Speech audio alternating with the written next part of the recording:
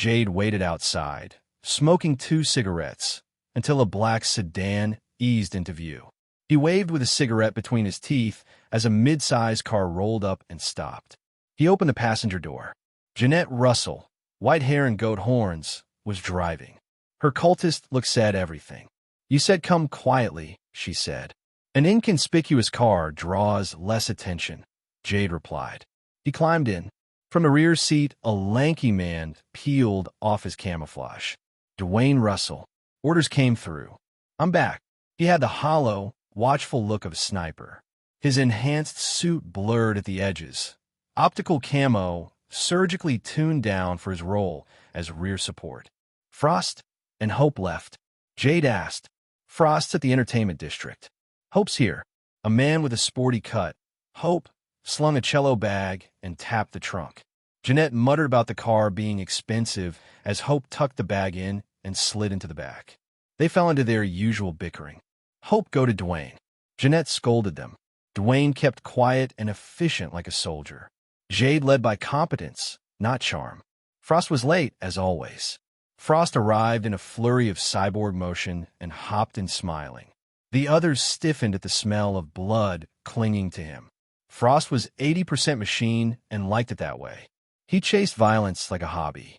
On missions, he restrained that hunger. Off duty, he did not. It made him dangerous and valuable. They rolled toward the container yard on the edge of the entertainment district. Jade checked gear while Jeanette watched the stacks of metal. He reached a chain-link fence, gripped it, and tore it open. 3 people could slip through at once. They disappeared between containers. "Dwayne, rear guard," Jade said. Dwayne dissolved into shadow and took position. The rest followed Jade's lead like a practiced unit. His metallic gremlin gene let him read metal by scent. He moved through the maze as if following a map only he could see. At one container, he touched the terminal. Sparks, a solid click, the heavy door opened. Inside it was supposed to be cryo-cold. Instead, the air felt warm. Jade's unease spiked. He rushed to the cryo chamber and lifted the lid. Empty. William kept his polite posture, even though the parasite in his skull punished him for every resentful thought. He had been summoned twice and wore gratitude like armor. A stubborn man. I wondered, briefly and selfishly, what eating William might grant me. Curiosity is its own reason sometimes. I turned from William and checked the container. 30 waking woods and cryopods. Small plant creatures from jungle worlds. Cute, popular, and useful. Their trait, natural healing, fed into regeneration. I did not need it. Number 26 might. Number 26 obeyed when I called. It waddled to the terminal and popped the cryo lids with tentative tentacles. It swallowed a waking wood whole. Faster than before. 10 down and still hungry. It high sat on my head, watching, drooling. The 11th one finished, and number 26 shivered. Its body swelled, the top bulging, small fins sprouted, and 3 tentacles became 6. It grew to about 60 centimeters, heavier, rounder, with soft new texture. It had the look of a sea demon in embryo. It glowed, confused and delighted. It puffed out at me like a child showing a new trick. Adhai wanted to grow too. I told it to eat, and it understood. The remaining waking woods vanished into Adhai's mouth. We were packing up when the predator sense screamed. A round of reinforced alloy pierced the tentacle near my head. Metal tore. Hot air cut past. Someone was shooting at us. Sniper. Long range. Expensive. Not police. Not usual criminals. Arnold Russell came to mind. The man who nearly killed me on the research ship. He had motive. Galagon. He had the gear. Best guess. He had come for what I had. I signaled William and the others behind the containers to take cover and rolled to a new position. There were no more shots, but my auxiliary sensors pinged movement. 4 unfamiliar figures were closing in near the harbor boundary. Tough luck. Arnold Russell tried to murder Kaisaraji Eugen on the research ship. I ate Arnold first. Jade Russell brought a Galagon here to make trouble. That Galagon now rides my head. No surprise the attackers are after me. Adhai makes the target obvious. 4 enemies are closing in, but the sniper probably is not among them. The coil sniper rifle they used has a 1.5 kilometer effective range and brutal penetration. It can punch through the thickest part of my skull. That means the shooter took a high vantage, maybe a kilometer out, and fired from beyond my normal sensor range. I can sense the shots, but not the exact origin. Within my immediate range, I detect 4 bodies. 3 are near, 1 is farther back. None smell like androids. There is no synthetic skin smell or the faint electrical hum of full machines. 1 moves like a machine but smells of blood, so it is a cyborg. There's also a faint psychic trace coming from the rear. A cultist, probably a support type. Cults are dangerous because of variety. Their powers can be bizarre and specific. I get better information if I can see them. Their horns matter. A cultist's horns usually reveal their specialty. Horns function like a class marker. Most cults treat horns as sacred. They decorate them. They never cut them off, especially non-player cultists. If I can spot the horns, I can guess their role and plan accordingly. A grenade streaks in. I duck and move. The explosion that follows is massive. Containers the size of houses lift into the air. This is not a subtle raid. The blast will draw armed police fast. William is trying to cover our extraction, but this level of commotion is a liability. I need to end this quickly. So far, their team: cultist, cyborg, heavy weapons operator, sniper, and 1 more I cannot sense. That missing piece is the real problem. I need to choose targets and fast. Ideally, I take out the sniper first, but my long-range options are limited. I have 2: the spine projectile organ and a monster's tentacles. The tentacles devour energy. Spine is the only practical ranged weapon, but its effective range is 500 meters. The sniper's coil gun outranges it by a lot. To fight the shooter, I must close the distance, but the heavy weapons opponent will try to block me. Then I feel their pattern. Bullets and grenades come from places that match what you get from linked vision. They're sharing sight, coordinating. Soul Link. Cults can connect allies' senses inside a radius, typically up to 700 meters around the caster. If the caster is the support behind them, the sniper can pick targets using that shared view. That explains why they fire into spots where they could not have seen me directly. The cultist is the eyes. The sniper sits at the edge of the Soul Link radius and fires. Their linked vision halves my options, and containers full of the genetic essence I need are being shredded by indiscriminate fire. If I wait, there will be nothing left to salvage. I have to break their coordination and buy time. Nearby is a container I had planned to ignore. I tear it open by force. Inside, a baby mountain crawler sleeps, 6 meters long, armored like a tank, legs like tree trunks. It is the offspring of the crawler I ate earlier. I push my parasites through the bars into its ear canals. They take hold. Its eyes focus on me. Then it obeys without resistance. I set it loose. The crawler smashes through the container yard like a freight train, and the shooters panic. Reinforced alloy rounds glance off its back. It is living armor and distraction enough to split their attention. While they fuss with the crawler, I take distance and move toward the unseen threat. Number 26 reports in at high, and the little one are fine. The food is fine. Good. If they try to ignore it high, they will still try to silence William and the others. Number 26 has grown stronger. It must fight with me now. I tell 26 to help the crawler and send it off to harass the enemies. Then I head to the only structure high enough to be the vision hub. There is only one real high point in this yard, the container crane. Whoever manages the shared field of view is up there. They may have more tricks. I could send it high and 26 up, but I have experience in these fights.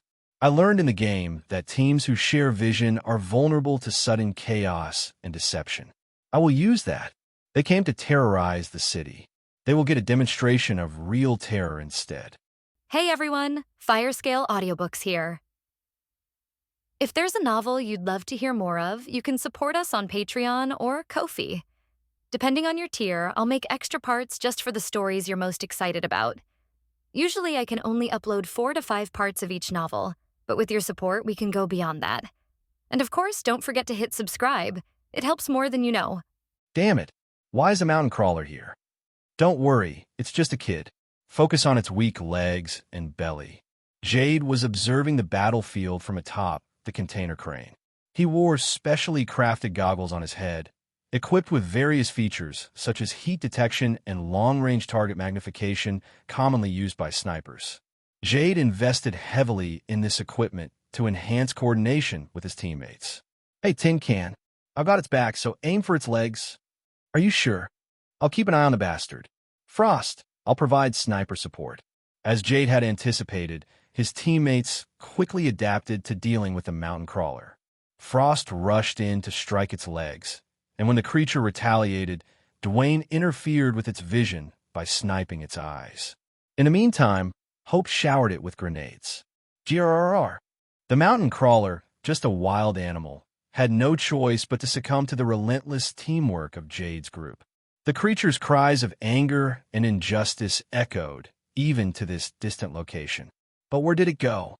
Jade suddenly realized that he couldn't see the creature anymore. He had overlooked its movements while concentrating on the mountain crawler. It must be nearby. To find the most dangerous monster that Jeanette had warned about, Jade manipulated his goggles. When Dwayne first spotted the guys with Galagon, Jade ordered to kill the unidentified man first. It wasn't a carefully considered command. Throughout their hunting experience, the most dangerous enemies were humans, not monsters. However, Jeanette objected to Jade's order. The truly dangerous presence was not the man, but the monster carrying Galagon on its head, she claimed. As a cultist, Jeanette sensed a flow of psychic power from the guy that she had never encountered before.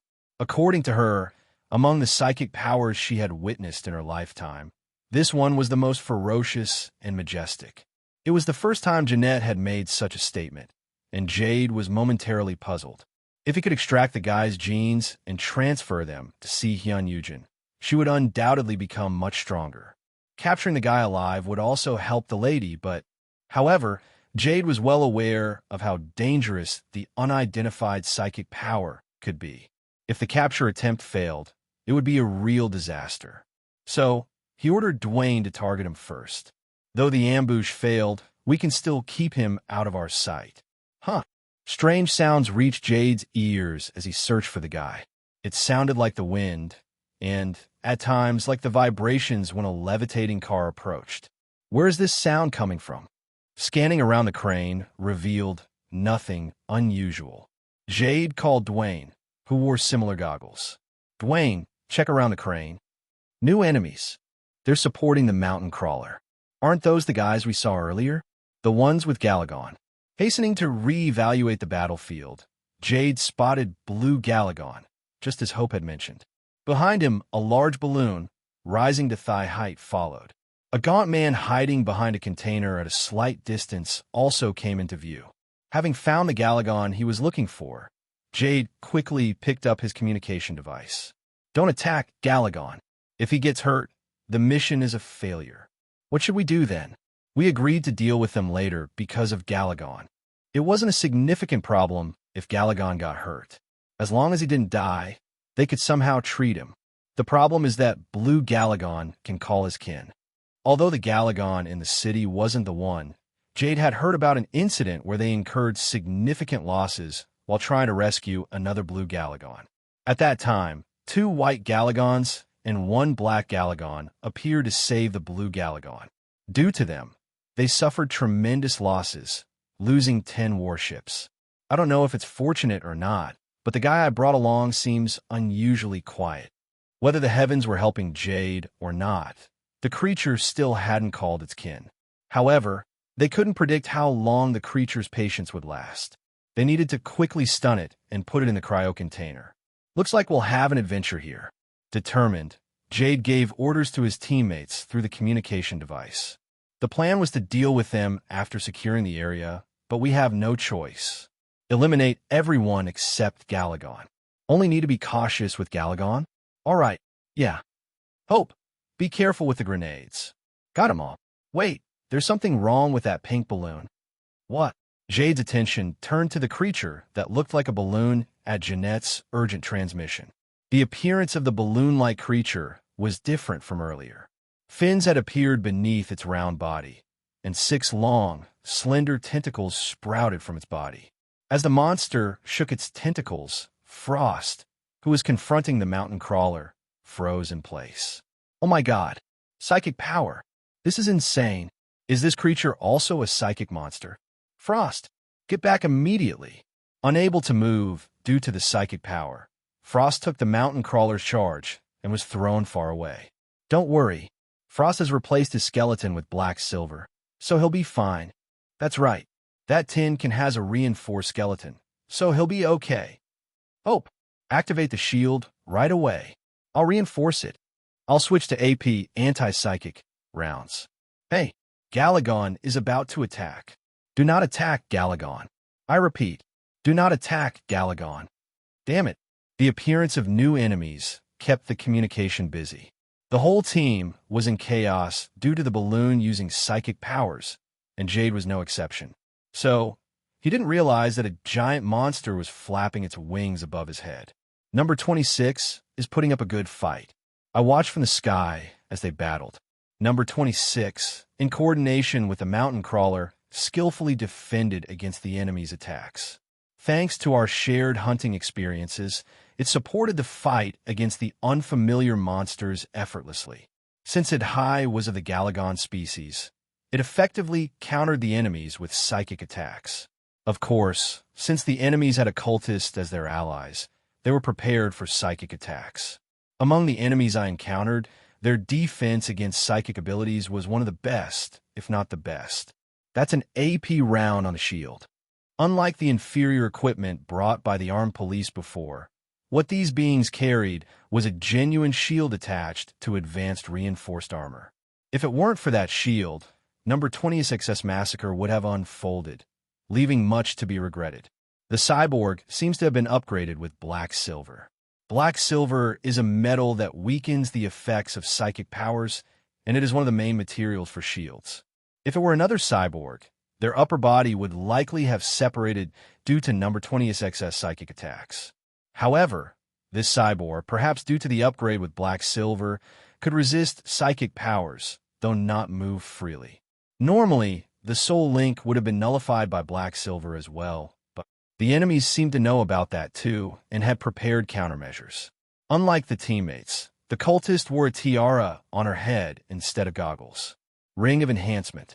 It's an artifact that enhances the psychic power abilities of a psychic.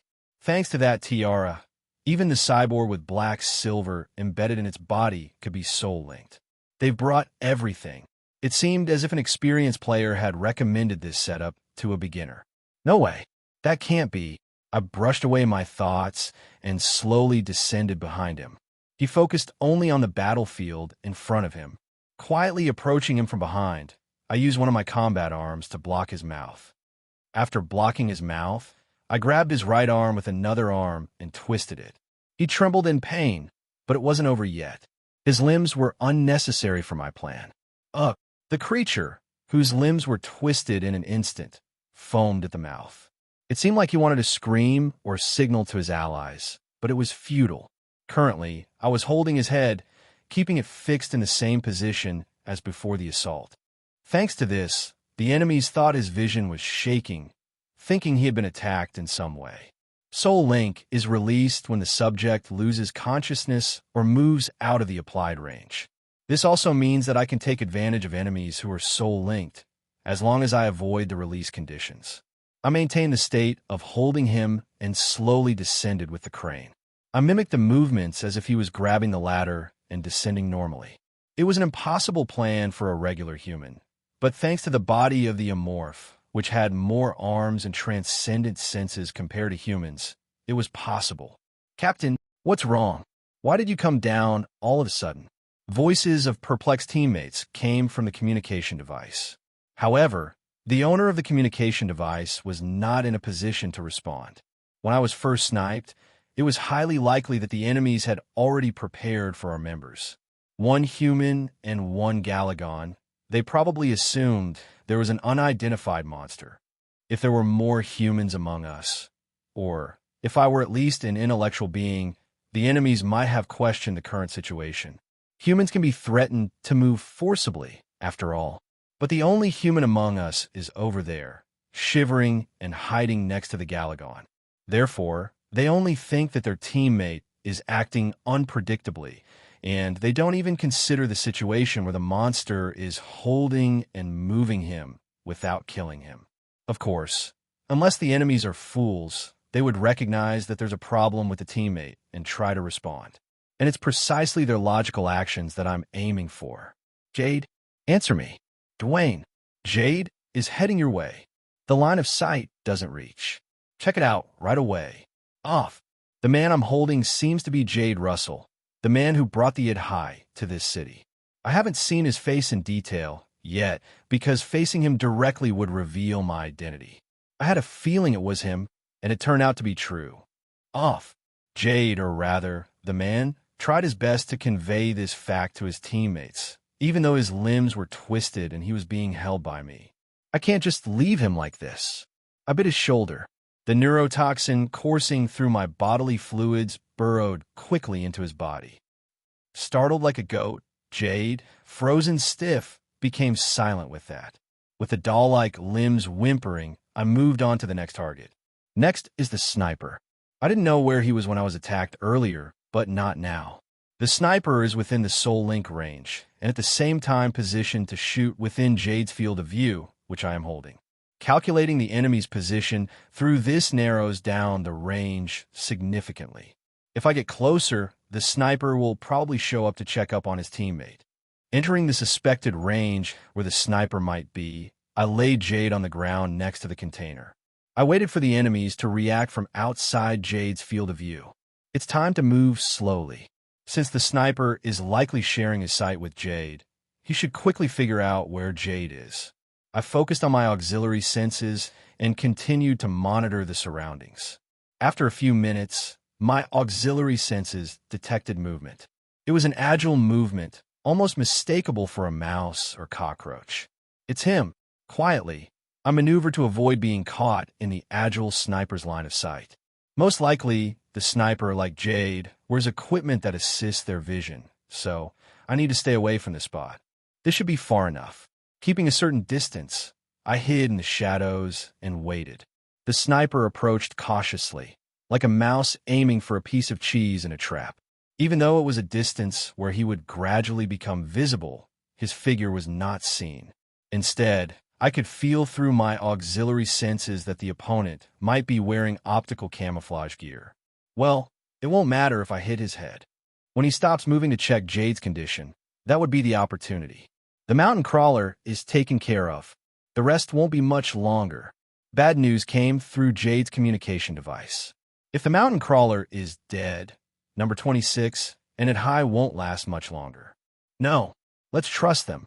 I shook my head despite the negative thoughts. From my experience so far, number 26 is not weak. It should be able to hold on until I go to help. I waited patiently. Negative stories continued to come through the communication device, but I gritted my teeth and endured them. And finally, my auxiliary senses brought good news.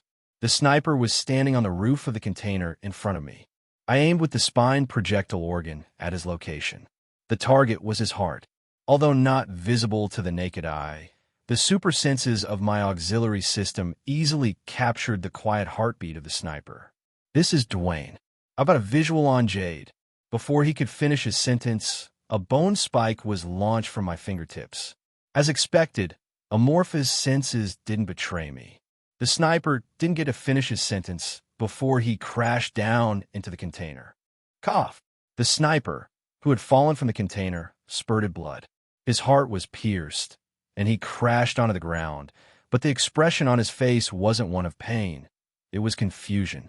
He couldn't comprehend why he ended up like this. He had no idea where the attack came from or who shot him. The troublesome sniper, who had annoyed me, died without solving the mystery. What happened? Dwayne's link got severed. Confirming the sniper's demise, I approached Jade. Currently, Jade found it challenging to move his eyes due to my neurotoxin. Consequently, he had to watch his teammate die without any filter. How would he process the fact that a teammate died because of him? Would it be more agonizing than having limbs broken? Would he ignite with a vengeful desire against his teammates? Or would he resign, anticipating his own demise?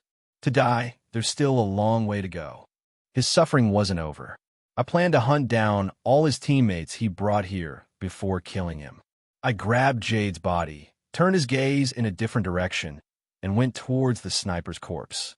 The advanced reinforced suit that the sniper wore reverted to its original state. Although it might seem that there's not much difference between advanced and intermediate reinforced suits based on their names, in reality, there's a significant gap. For example, while the intermediate suit looks like regular clothing, the advanced suit is closer to a kind of powered exoskeleton. The equipment the sniper wore was a high-tech armor. It seems he sacrificed defense for multiple options. I wanted to examine it further, but it was a battlefield. I lost interest in the reinforced suit and focused on the corpse. Let's go with the right hand. With my combat arm, I grabbed the right hand of the corpse and pulled it straight. Perhaps due to Amorpha's transcendent strength, not only the hand but also the wrist tore apart.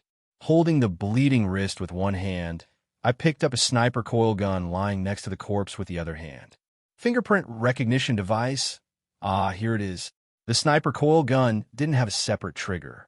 Instead, it had a fingerprint recognition device on the right side, allowing only registered users to operate it. They designed it this way for security.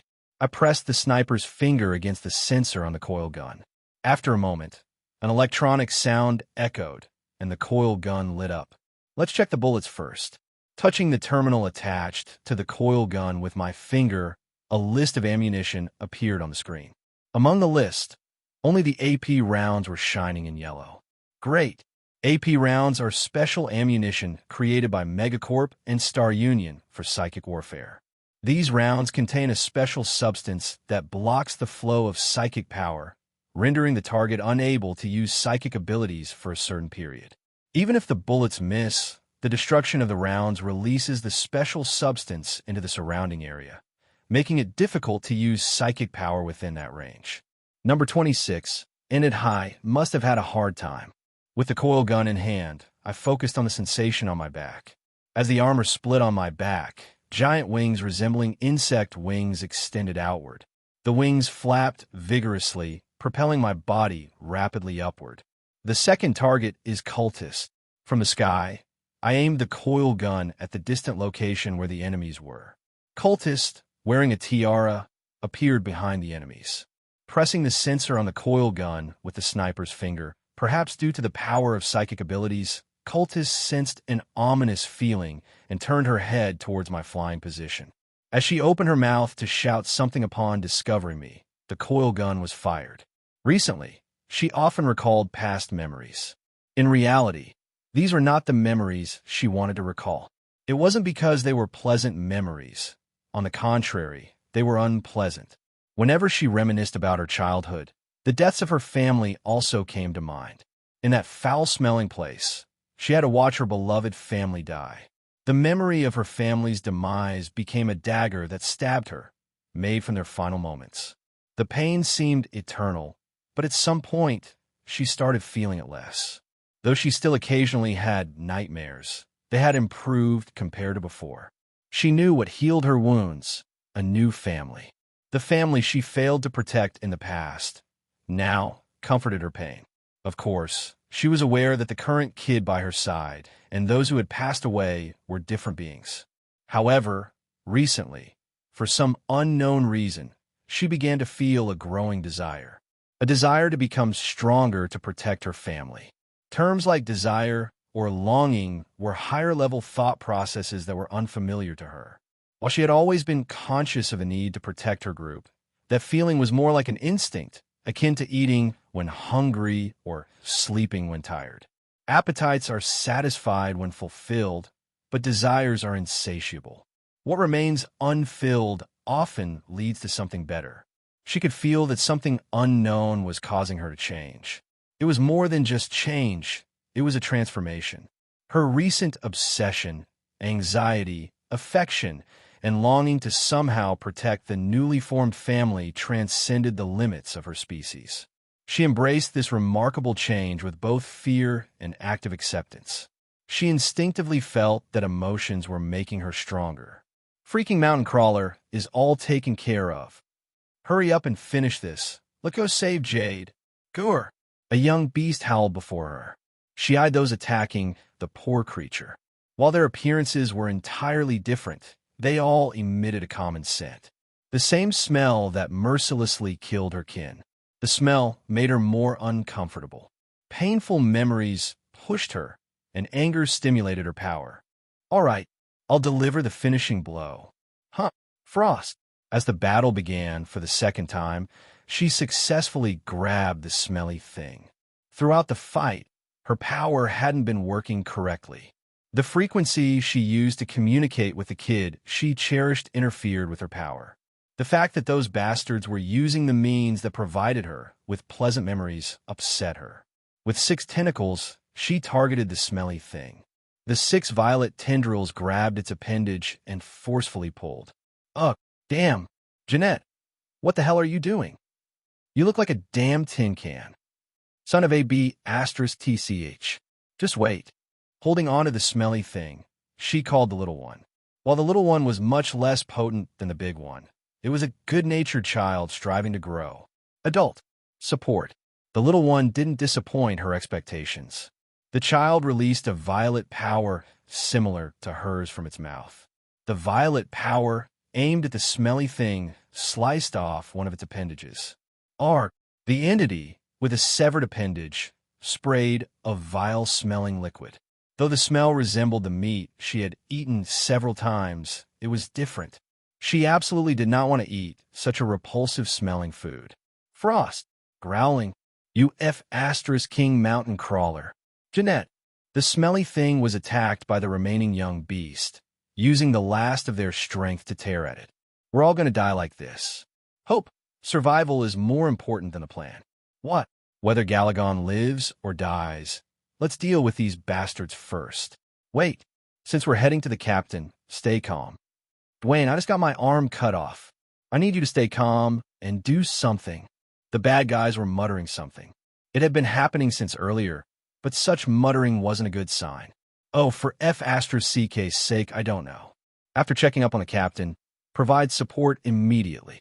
They pulled out something like a blunt stick with little hair on it. It was the first time she had seen it, but instinctively, she could tell that the object was dangerous. She tried to respond, but the guys were one step ahead. The sparsely haired, blunt stick was inserted into a thick cylinder and used to attack her. The stick protruding from the end of the cylinder rushed towards her at a great speed. She spread the violet tendrils like a net to defend herself, but it was ineffective against the object the guy shot. The violet tendrils disappeared like smoke, and the stick tore through her tentacles and passed through. Adult. She almost fainted from the intense pain, but she managed to hold on to consciousness when she heard the little kid's cry. She tried to emit the violet tendrils again to defend herself, but maybe due to the pain, she couldn't concentrate.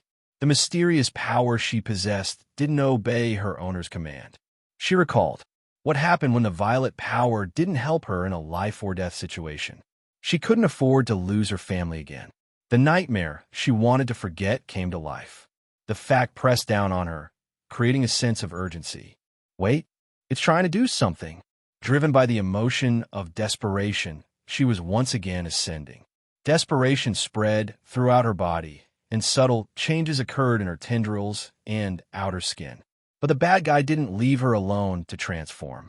Frost, a monster subject to the theme. The smelly thing that had taken down the baby animal rushed towards her, swiping away her appendage with an attachment. Dizzying pain struck her, and the transformation happening in her body came to a halt. You damn monster, strip its skin while it's alive. I'll skin you alive, you fucking monster. Hope, now, capture Galagon. Got it. The smelly thing roared and pulled out a pointed stick. As it approached her, the hairless one targeted the little kid. She urgently sent a wavelength to the little one, urging it to escape. However, the little one seemed reluctant to run away alone and didn't move at all. Run away. I don't want run. Rejected. Hurry. With all her strength, she shouted out a wavelength, and finally, the little one moved. Unlike her, the little one could fly above the ground, so it shouldn't be too difficult for it to escape. However, the bad guys trampled her expectations. Where do you think you're going? The less hairy one shot a net-like thing, capturing the little one. The little one tried to emit violet power, but it was futile. The strange wavelength from the net suppressed the little one's power. Cut off those damn tentacles first. She thought she had failed again. She failed again. She and the little one would probably die here. The only difference from before was that the big baby had escaped safely from this place. If it were the big baby, he would surely survive even if she died. Thinking like that, she felt an inexplicable sense of regret. She wished she could be by the side of the big baby, who was growing so magnificently. Unfortunately, that wouldn't happen. The smelly thing approached, raising the pointed stick. Die. Huh? What's this? Dwayne? Dwayne's link got cut off. At the moment of impending death, a miracle happened. What? Could it be, huh? Jeanette. Damn it. The link has been disconnected. While the bad guys were muttering to each other, the atmosphere was different from before. It felt urgent, as if something was wrong. Check on Jeanette. Tin can. Evade. And then it fell from the sky. After it had neutralized the smelly thing, it stood up. The monster with 8 appendages and a long tail was a familiar presence to her. The fantastic baby who had grown so quickly from a little baby, just like her. The big baby she cherished the most in the world. Zizi, am I too late? It, whom she called the big baby, spoke to her. The wavelength emitted by the big baby seemed somewhat embarrassed and shy. If only she had known what emotions were, she might have recognized the nature of the feeling rising within her right now. It was a sense of satisfaction. Ugh, this insane. The cyborg pinned under my foot didn't die. Its lower body was completely destroyed, and its upper body was halfway smashed, but it still resisted me. You're going down with me. Tin can. No, what pulled out was a detonator. It closed its eyes tightly and pressed the switch on the device. But nothing happened. What's going on? With a bewildered expression, he pressed the switch again. He repeated it several times, but the bomb didn't detonate. I pulled out the partially broken bomb from the torn abdomen of the cyborg. As I thought, the reason I came to deal with the cyborg directly, without sniping, was because of this bomb. Among cyborg soldiers or mercenaries, there are occasionally those who carry bombs. There are 2 reasons for this. One is to inflict damage on the enemy even after death, and the other is for the thrill. The former is when players pragmatically plant bombs for practical purposes, knowing that they'll die and want to cause harm to the opponent as a parting gift. On the other hand, the latter is for the thrill of seeking extreme pleasure. As the replaced parts with machines increase, the sense of being alive diminishes. The homeland of cyborgs, Star Union, is a society that suppresses individual desires and emotions unlike Megacorp. Therefore, there are quite a few cyborgs who betray Star Union to pursue extreme pleasures. The majority go to Space Dogs, but there are also some in Megacorp. Space Dogs have daily battles for life, and they don't strictly prohibit satisfying twisted desires, making it a popular choice for insane cyborgs. So, cyborgs belonging to Space Dogs often don't implant bombs in their bodies for the sake of seeking thrills. Especially cyborgs from Space Dogs, who are passionate about life, wouldn't implant bombs into their bodies. Even if they can forcibly implant it in someone else's body for fun, they cherish their own bodies. On the other hand, Megacorp is better than Star Union, but the methods for relieving desires are limited. Therefore, there have been occasional cases of cyborgs, like the one in front of me, implanting bombs into their bodies for the thrill. In the game, cyborg suicide bombers affiliated with Megacorp had such a setting. Normally, I would have treated it as just a setting and moved on. But I'd already fought against a Hulk mutant with a bomb connected to its heart on the research ship. It wasn't just a story confined to settings. The existence of lunatics who walk around with bombs implanted in their bodies could be real, so naturally, I had to be cautious. If, by chance, I kill the cyborg with a sniper and the bomb explodes, number 26, and High could be fatally injured. In that case, it's better to play safely. Damn it, why isn't it exploding? And my concern wasn't in vain. The cyborg screamed when it saw the bomb in my hand. I stepped on the chest of the noisy one while holding its head tightly with my combat hand. When I exerted force in my hand, the cyborg groaned like a scream. GRRR. I thought about killing the one who tormented number 26 slowly, but there were still enemies. I pulled the head up with a combat arm and exerted force upwards, tearing it off. Act, tin can. While I pulled out the cyborg's head, a mechanized spine came out with it. The cyborg, whose breath was cut off, was gnawing on its tongue, and black oil mixed with blood flowed from the partially broken spine. Darn it! The grenadier, who had been blankly watching me kill my comrades, finally snapped out of it and turned the muzzle of his multipurpose grenade launcher towards me. There's no way in hell I'm going to let the enemy hit me with grenades when I have kids next to me. I threw the cyborg head I had in my hand at him. Even though his skull was coated with steel, it was like a blunt weapon in itself. I threw it with Amorpha's powerful strength, so there was no way he could avoid it. Clock! The cyborg's head struck his shoulder. He screamed and dropped his weapon. You son of a... With a broken shoulder, he spat out curses full of anger and ran away. Instead of tracking him, I checked the condition of number 26 and it high. Number 26 didn't seem to have any serious trauma. ZZ, are you okay? Yes. Check on the little one, not me. As number 26 said, Ed High was lying on the ground in an uncomfortable position after being hit by the enemy's net. I used my nails to cut the nets. Great young one, thank you. ZZ, any injuries? Mine are okay. On Ed High's blue scales, there were thin wounds in the shape of a net all over, and since Ed High didn't have recovery-related traits, it would take some time for it to fully recover. I should give the grenadier to Ed High. If it devours the grenadier, Ed High might feel a bit better. After confirming their condition, I checked on William. He looked at us with a subtle expression, unsure whether to be happy or not. Either he dies from the enemy or lives as my slave. There's only one choice. In any case, Ed High was slightly injured, but there were no fatal injuries. I called number 26. Easy. If you go over there, there's another prey. Another prey. Z. One is alive, and one is dead. I should just eat the dead one, right? Having been with me for a long time, it quickly understood. I petted it to convey the meaning, and then chased after the fleeing enemy. The end of the hunt is approaching. Hack. Hope held onto his broken shoulder as he ran. In a different mission, the container covers that would have provided a sense of security seemed different today. Feeling someone looking down at him, Hope turned his head in alarm. Despite frantically looking around like a madman, there was nothing on top of the container. Then, a sound of wind came from behind. The sound resembled the rotation of a fan, but it also seemed like the flapping of a giant animal. Hastily turning around, the spot was empty. Trembling, Hope released the weapon he had on his back and grasped it in his hand. It was a Gauss rifle he had purchased for his own safety to protect himself. I need to change the ammo. Even if hit by a grenade, that monster wouldn't die. Hope thought that without armor-piercing rounds, there was no way to win. KK, you bastard. Because his right shoulder was broken, he had to change the ammunition with his left arm only. Hope, who barely loaded armor-piercing rounds, held the Gauss rifle with his left arm. Hope thought the numerous obstacles here were unfavorable to him. This guy could fly. He might be watching him from a high place. I need to get out of the harbor zone.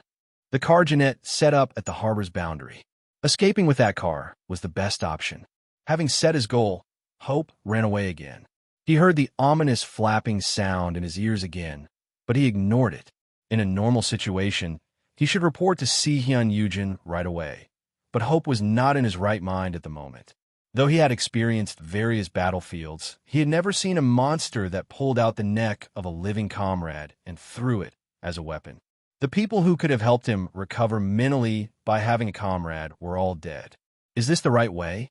He kept running, but there was no sign of the fence at the border. Only similar-looking containers were visible.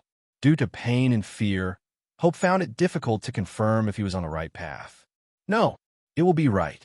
It will definitely be, Encouraging himself like that, something other than a container finally caught his eye for the first time. It was not a container, but Jeanette, whose entire head was covered in blood, leaning against a container.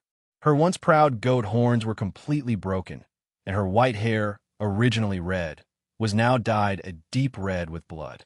Jeanette, ugh, ugh. Hope. Hope hurriedly ran over and hugged her, who was leaning against the container. Up close, her injuries were more severe than he thought. A significant portion of her scalp was damaged, revealing white bones. Are you okay? Chu quickly re-report to Miss. Upon hearing her stuttering words, Hope recalled what he needed to do. He quickly took out his communication device. Hey, you can't die too. Snap out of it. Huh. To see you as the last person in my life, damn my life. With a disappointed voice, Jeanette mumbled. Despite the situation, Hope was about to respond to her usual reaction. Are you crazy, even in a situation like this? KK, damn it, if you were... Before she could finish her sentence, something black descended from above the container and grabbed her head. A shadow-like hand pulled Jeanette upwards. Following that, along with the sound of grinding flesh, blood splattered from the container. Jeanette's trembling legs relaxed, and her pants were soaked with blood. Hi. Hope, without even thinking about counterattacking with the Gauss rifle he held, ran away. His accumulated training, expertise as a specialist in chemical weapons, and numerous experiences in killing had no meaning in this abnormal situation. All he could do was run away like a child. In this desperate situation, perhaps the heavens bestowed a miracle upon him. The boundary of the harbor zone came into view before his eyes. He discarded the Gauss rifle he had been holding to run away as fast as possible. Huff, huff, huff. While running, his broken shoulder shook violently, but overwhelming fear dominated his mind, so he couldn't feel the pain. Running with all his might like a track and field athlete, he quickly got into the car. Fortunately, Jeanette had already inserted the key into the car. Who could have known that the operation would turn out like this? He started the car. As the engine of the mid-sized sedan roared to life, he firmly pressed the accelerator pedal. Jeanette's car rushed forward like a launched missile. The stacks of containers in the harbor zone visible in the rearview mirror quickly shrank. Hope sighed with relief. Finally, he had escaped from the hellish harbor zone. Now let's contact. He should have contacted her earlier when his comrades were dying. Even though it was late, he picked up the communication device to inform Sihyun Yujin of the situation. With his left hand holding the steering wheel, he reluctantly used his right hand to input the message. Perhaps due to the broken shoulder, his hand and arm didn't move well. Barely managing to send a message to the designated number, Hope glanced once again through the rearview mirror to confirm if anyone was chasing him. Beyond the mirror, a small object near the harbor's boundary caught his eye. A small light flashed from the object, and soon the car shook violently. The car with a flat tire lost control and moved uncontrollably. Hope urgently grabbed the steering wheel with both hands, but it was already too late. A utility pole was waiting in front of the mid-sized sedan. A loud crash echoed, and Hope flew forward through the car's windshield like a missile, describing a trajectory in the air. Then, the utility pole that collided with the car fell onto the car. Sparks flew from the camera mounted on the utility pole, and flames erupted from the damaged car body. Desperate to escape from this place somehow, Hope's body refused to cooperate. From behind him, the sound of glass being stepped on could be heard. The monster had followed him. The one who had followed Hope threw a long object in front of him. It was a sniper coil gun that Hope's comrade, Dwayne, used. True mercy is not seeking revenge, even if you can. A voice of a woman, unfamiliar to him, came from behind Hope, who was lying on the ground. The voice sounded peaceful, as if devoid of any highs and lows. But it was undoubtedly the sound emitted by the monster that slaughtered his comrades. I am not merciful. It grabbed him ruthlessly. Don't do this. Spare me. Spare me, please. I was wrong. Hope pleaded, but only the sound of the wind escaping his broken jaw echoed from his mouth. Ignoring his plea, the monster grabbed his leg and walked towards the harbor zone. Behind Hope, who was being dragged to hell, only a burning car remained. After the battle in the apartment complex, I couldn't feast on the flesh of the intelligent beings for a while. The last human flesh I consumed was from a woman I ate last night. Perhaps it was a recoil effect. Jade, now paralyzed, the heavy grenadier with most of its bones broken, and even the corpse of the cultist, all lay before me. There was plenty of new prey today. Once I take care of these, the hunt will be over. The place I'm at is where Jade's group fought with the mountain crawler. In front of me lies a young mountain crawler, breathing heavily and in pain. The creature, dominated by my parasite, suffered severe injuries inflicted by the enemies. 3 out of its 6 legs were severed, and 2 were broken. Its vulnerable belly, compared to its armored back, was torn apart by sniper and grenade attacks, exposing its entrails. Mountain crawlers have no healing abilities. All that's left for it is death. I don't harbor any ill feelings. I injected poison into the critically injured mountain crawler to alleviate its suffering. As the paralysis spread throughout its body, its expression improved as if it no longer felt pain. Its breathing gradually slowed and eventually stopped. The parasite crawled out of its ear. When I extended my arm, the parasite returned to where it first emerged. If the parasite is visible every time an incident occurs, someone might become suspicious. I couldn't retrieve the parasite from Sanders because it was challenging to approach the hospital morgue. However, it was different now. With the safely collected parasite, I left the corpse of the mountain crawler and moved on. Normally, I would have eaten the corpse to dispose of it, but the situation was not so relaxed. The heavy grenadier on my shoulder is the reason. The police and androids might have arrived here sooner than expected. No matter how fast I eat, I won't be able to dispose of the 6-meter prey before the police arrive. If I don't finish it, the predation effect won't trigger, so I might as well use it for something else.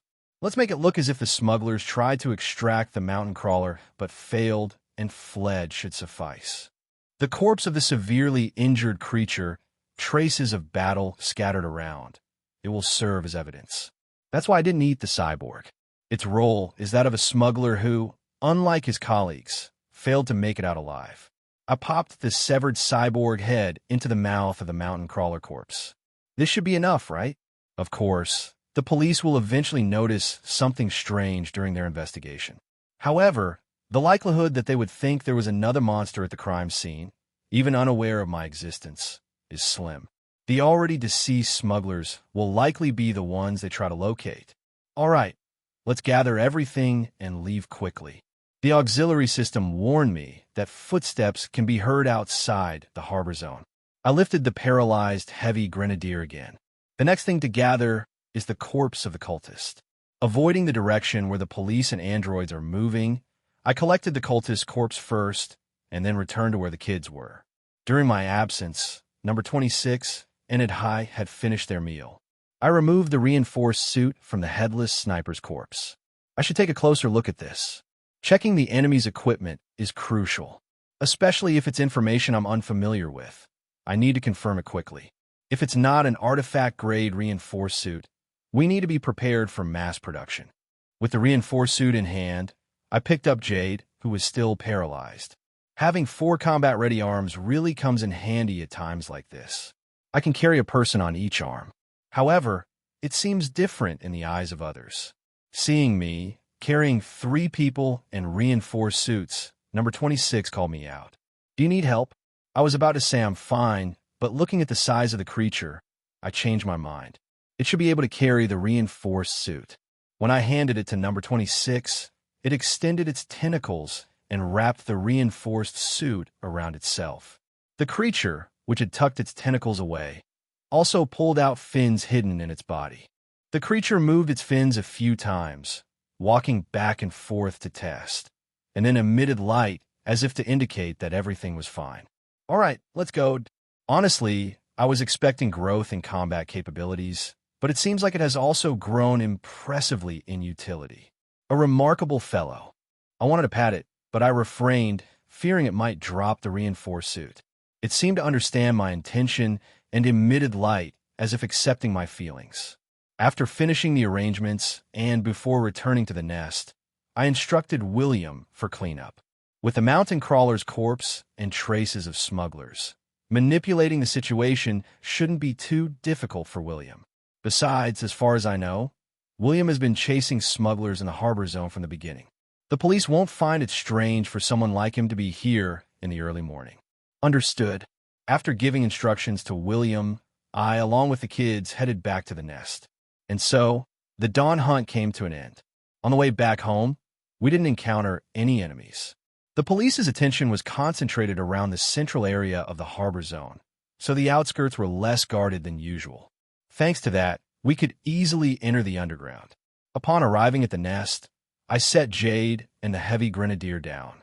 It didn't matter if we stayed a bit longer due to the neurotoxin gas. They would die before suffocating us anyway. ZZZZ, this prey is yours.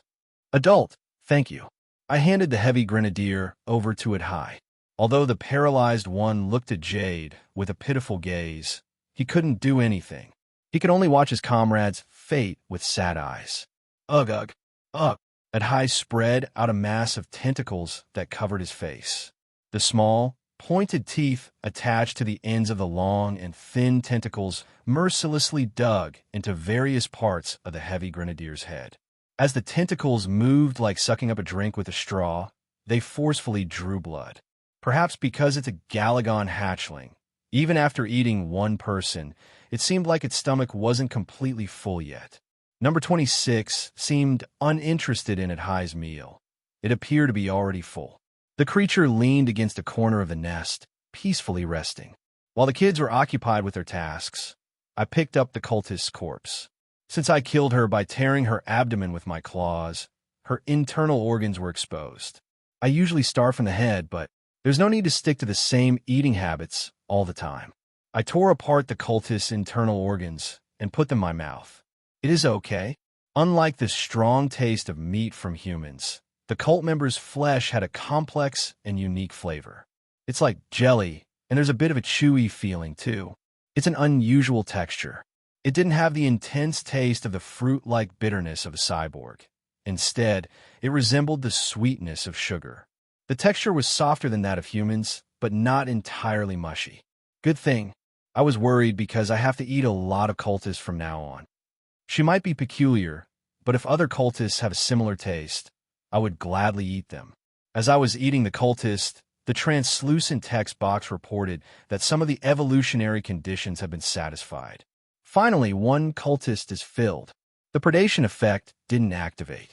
It would have been great to have her Soul Link technology. It would have diversified our tactical options. It's a shame.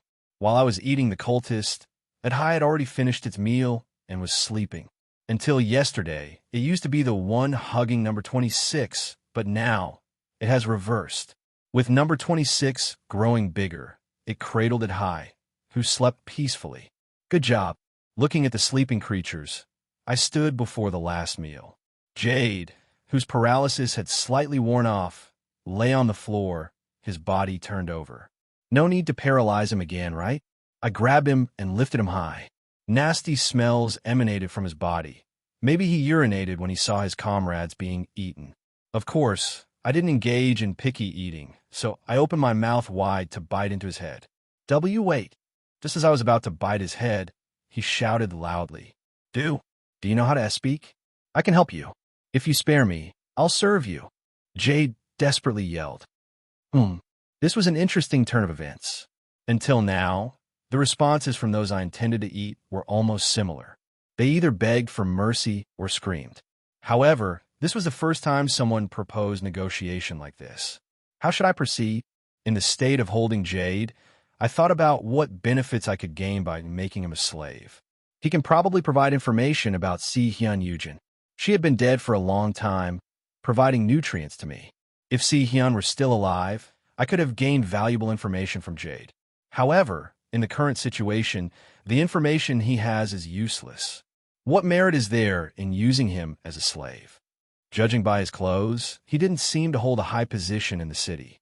It was unlikely that he would find a decent job after escaping and hiding in the city, unless he's a police officer like William or engaged in a professional field. Jade's occupation won't be useful to me. Moreover, Jade is a risky individual to dominate as a parasite. If he was under Si-Hyun Yujin, he would have observed various genes and their effects. He might know about genes related to parasites, methods to resist parasite domination, and more. After reevaluating, I made a decision. Not needed. Jade is not useful to me. His only value lies in his flesh. Wait! Ignoring his last plea, I bit into his head. My reinforced jaw crunched his head swiftly, and debris flowed out, passing through my throat. It had an interesting taste, different from the cultist. It was as if someone had put a lot of chemical seasoning. It's not tasteless, but it was like a dish made by an inexperienced chef who used various expensive ingredients, but ruined it with excessive seasoning. Still, it was edible. The cultist felt a bit lacking due to the scarcity of meat. Jade's meat was quite satisfying, thanks to my moderate hunger. After finishing my meal, pre-saint, quasi-saint evolution conditions partly have been met. Transformable intelligent species 2/20, incomplete. Humanoid intelligent species 14/20, incomplete. Psychic power using intelligent species 1/20, incomplete. Predation effect activated. Successfully obtained metal absorption genetic essence. Extracted the metal absorption from the biological characteristics of metallic gremlin. Do you want to apply metal absorption? A translucent text box appeared. Metallic gremlin? The creature I had just eaten was a human. The metallic gremlin looked grotesque compared to humans and was smaller in size. He had undergone genetic modification like Si-Hyun Yujin, judging by the count of humanoid intelligent beings.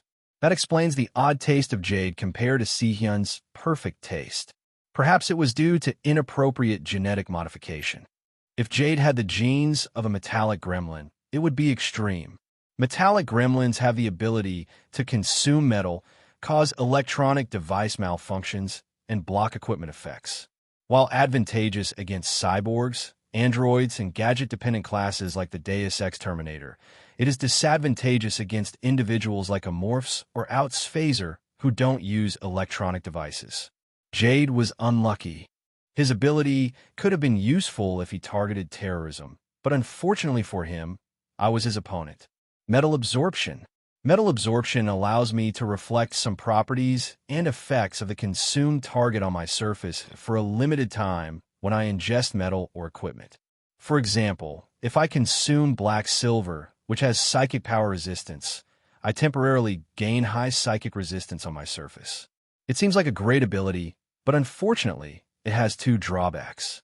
First, the duration of the effects is short, 10 minutes by default, and it increases to 20 minutes with the physical enhancement type effect. Second, once the effect expires, it automatically disappears.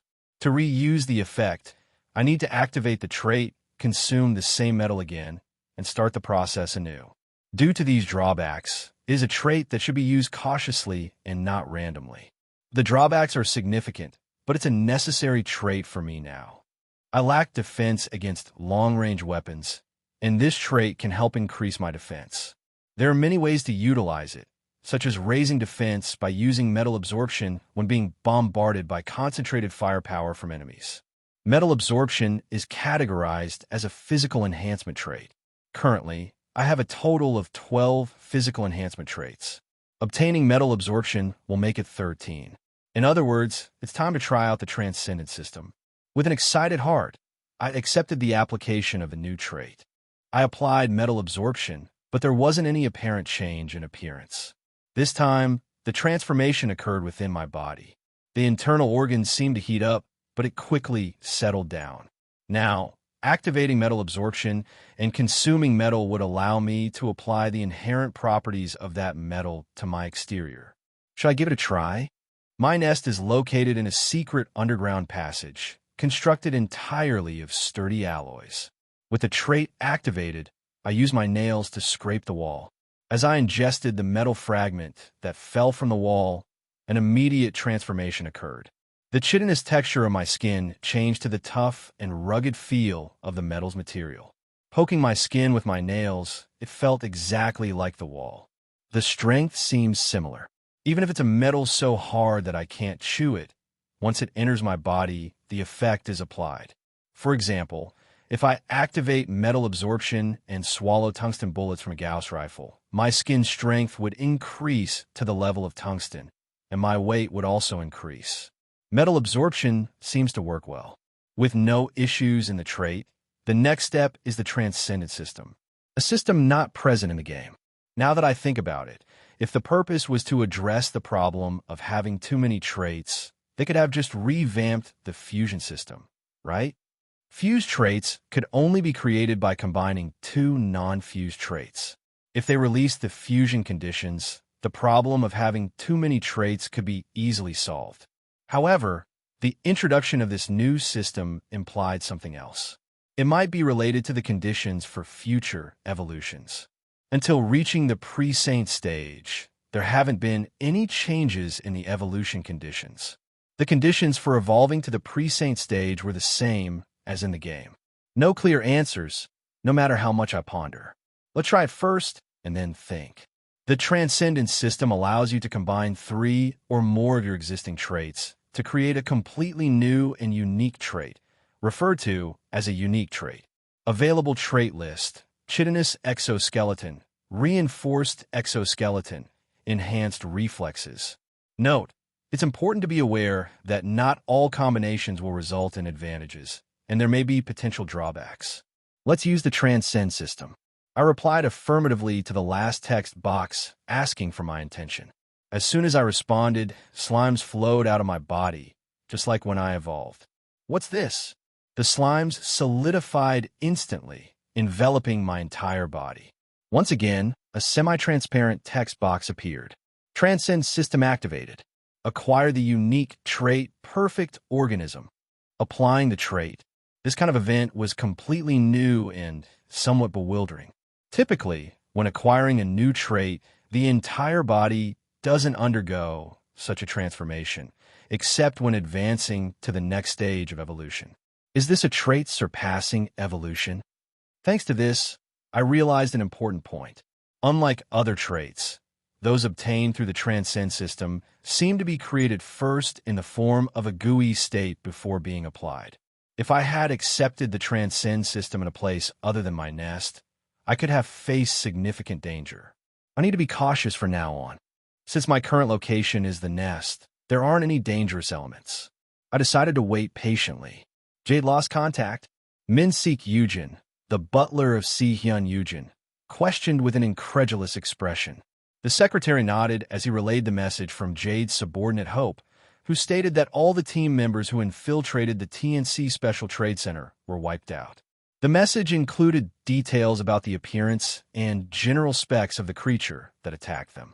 All the members perished against an unidentified creature. No matter how many times Min-Sik checked, the recorded message wouldn't change. This sudden turn of events left Min-Sik sighing. Mrs. Condition hasn't been good lately. Originally, Si-Hyun was like a machine with worn-out emotions due to the emotion-dulling modification during the shadow-making procedure. Moreover, most of the emotional displays she showed were acts, given her long history of working as a spy and assassin under the command of Akira Yujin. However, the clone Si-Hyun, born after her resurrection, was different. Their owner had been haunted by nightmares ever since her resurrection. Although Si-Hyun had never directly mentioned the dreams, Min-Sik speculated that they were related to the entity that killed her. Miss is afraid of death. A replacement clone for her doesn't currently exist. Cloning is not an easy task, and the cult's technique of transferring souls is a time-consuming process. If she dies this time, it would truly be the end, making it a situation frightening enough even for Si-Hyun, who possesses formidable power. However, Min-Sik shook his head. We can't delay the execution of justice for trivial emotions. Si-Hyun is the rightful heir of the Yujin family and the irreplaceable ruler. Even thinking about the followers she leads, she must follow the will of Youngwoo Yujin. In fact, Si-Hyun hadn't completely ruled out the possibility that her clone might behave differently from her expectations. Min-Sik had already received instructions on how to handle the situation when the clone was created. If the clone reacts negatively to Jade's death, for example, if she refuses to go to the space city, Min-Sik would have no choice but to use force. I hope I won't have to resort to such methods. Min-Sik glanced briefly at the safe in the secretary's office. After a moment of contemplation, he decided not to touch it. I'll handle the report. Understood, the secretary nodded. Leaving the secretary's office, Min-Sik headed to the laboratory. When he arrived, The researchers silently lowered their heads as he gestured.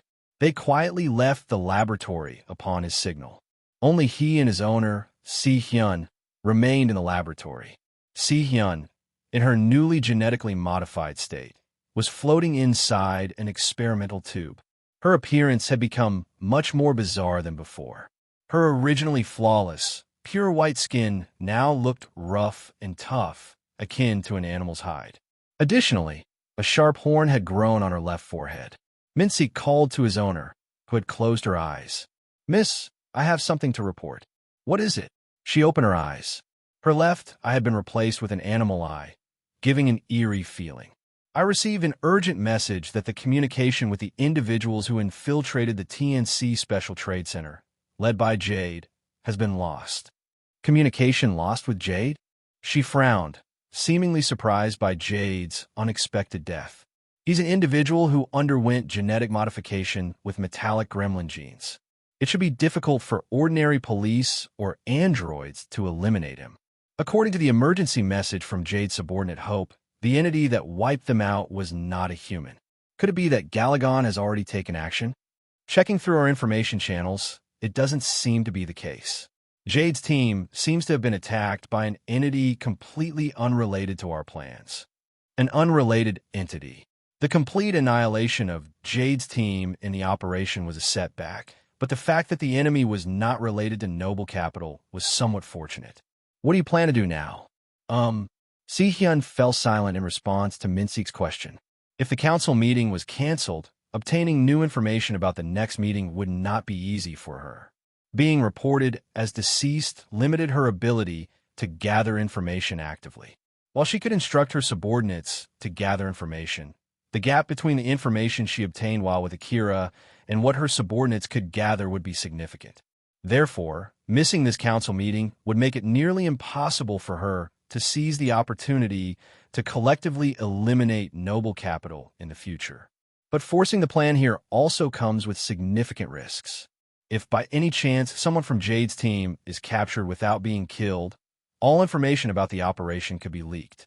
Interrogation by Noble Capital is beyond imagination, and even agents trained with high intensity would not withstand it. If the Noble Capital knows her plan, they might set a trap to catch her. "I need to know who the enemy is." Min-sik mentioned that the one who annihilated Jade's team was not human, but both she or he knew it. The one who annihilated Jade's team was a formidable existence. Although Jade's team was a dispatch team preparing for a terrorist operation and had relatively low combat power, their annihilation was not an easy feat. Therefore, if the enemy who annihilated them was related to Noble Capital, the possibility of her plans getting leaked was highly likely. To confirm, she asked Min-sik, "Who is the one who annihilated Jade's team?" "He's an unidentified creature that has not been discovered until now." I'll display the last message Hope sent. Min-sik inserted a data chip into the terminal next to the experimental tube. After a moment, a holographic message window appeared on the surface of the experimental tube. The moment she read the message, her pupils dilated. As if being electrocuted, her body trembled violently. Devices inside the laboratory started shaking, and the experimental tube she was in began to crack. The psychic power she possessed and the owner's disturbance were affecting the surroundings. Eventually, the experimental tube couldn't hold, and it shattered. Simultaneously, surrounding devices were swept away, and Min-sik was thrown backward. It's him. That guy is in the city." After breaking the experimental tube, Si-hyun shouted. Her expression seemed to be tinged with fear, yet she also looked pleased. "Miss," seeing her react more violently than expected, Min-sik was also bewildered. Si-hyun, who sent her subordinates, even the butler flying, didn't know, but she couldn't overcome the unfamiliarity felt from the clone's body. What Si-hyun didn't know was that even though she maintained Si-hyun Yujin's thoughts and habits, her inner self was gradually changing from the original. One of the factors making her different from the original was the nightmares. The memory of being killed by an unknown monster on the research ship. That memory haunted her every day in nightmares.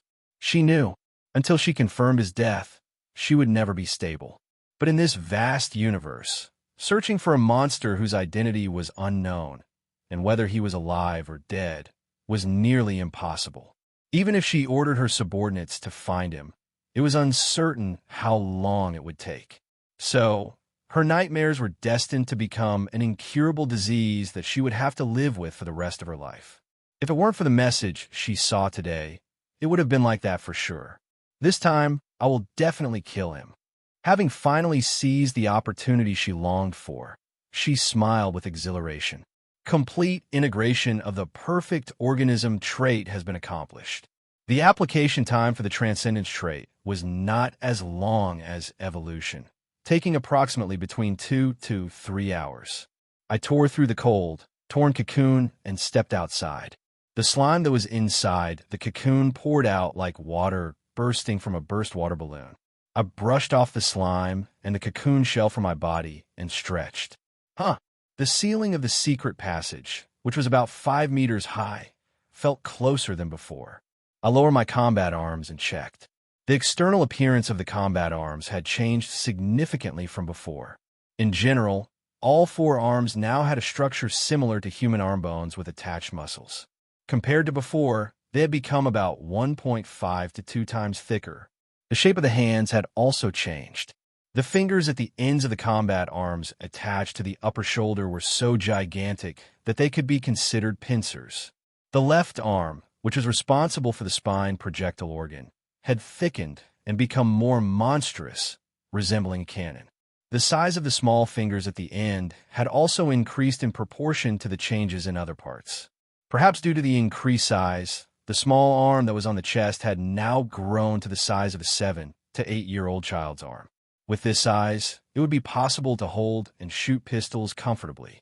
The outer covering that enveloped the chest, back, and head had also thickened significantly, reminiscent of the armor of a tank. I wondered if it had gained enough weight to fly with wings in the future. Too much change. While the overall shape itself did not change much from the appearance of an entity influenced by the physical enhancement type, there were considerable changes in detail.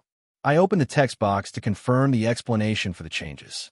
Race: unidentified aggressive space morph. Status: pre-saint. Objective: survive. Second, evolution successful.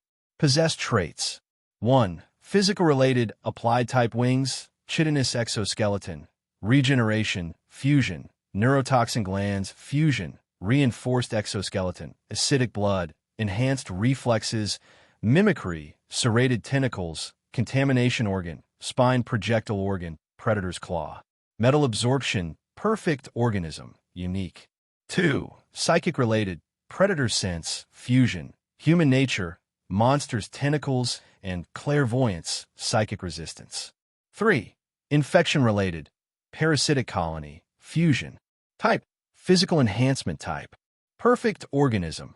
Your physical body is optimized for slaughter and evolution. It enhances the effects of the possessed type.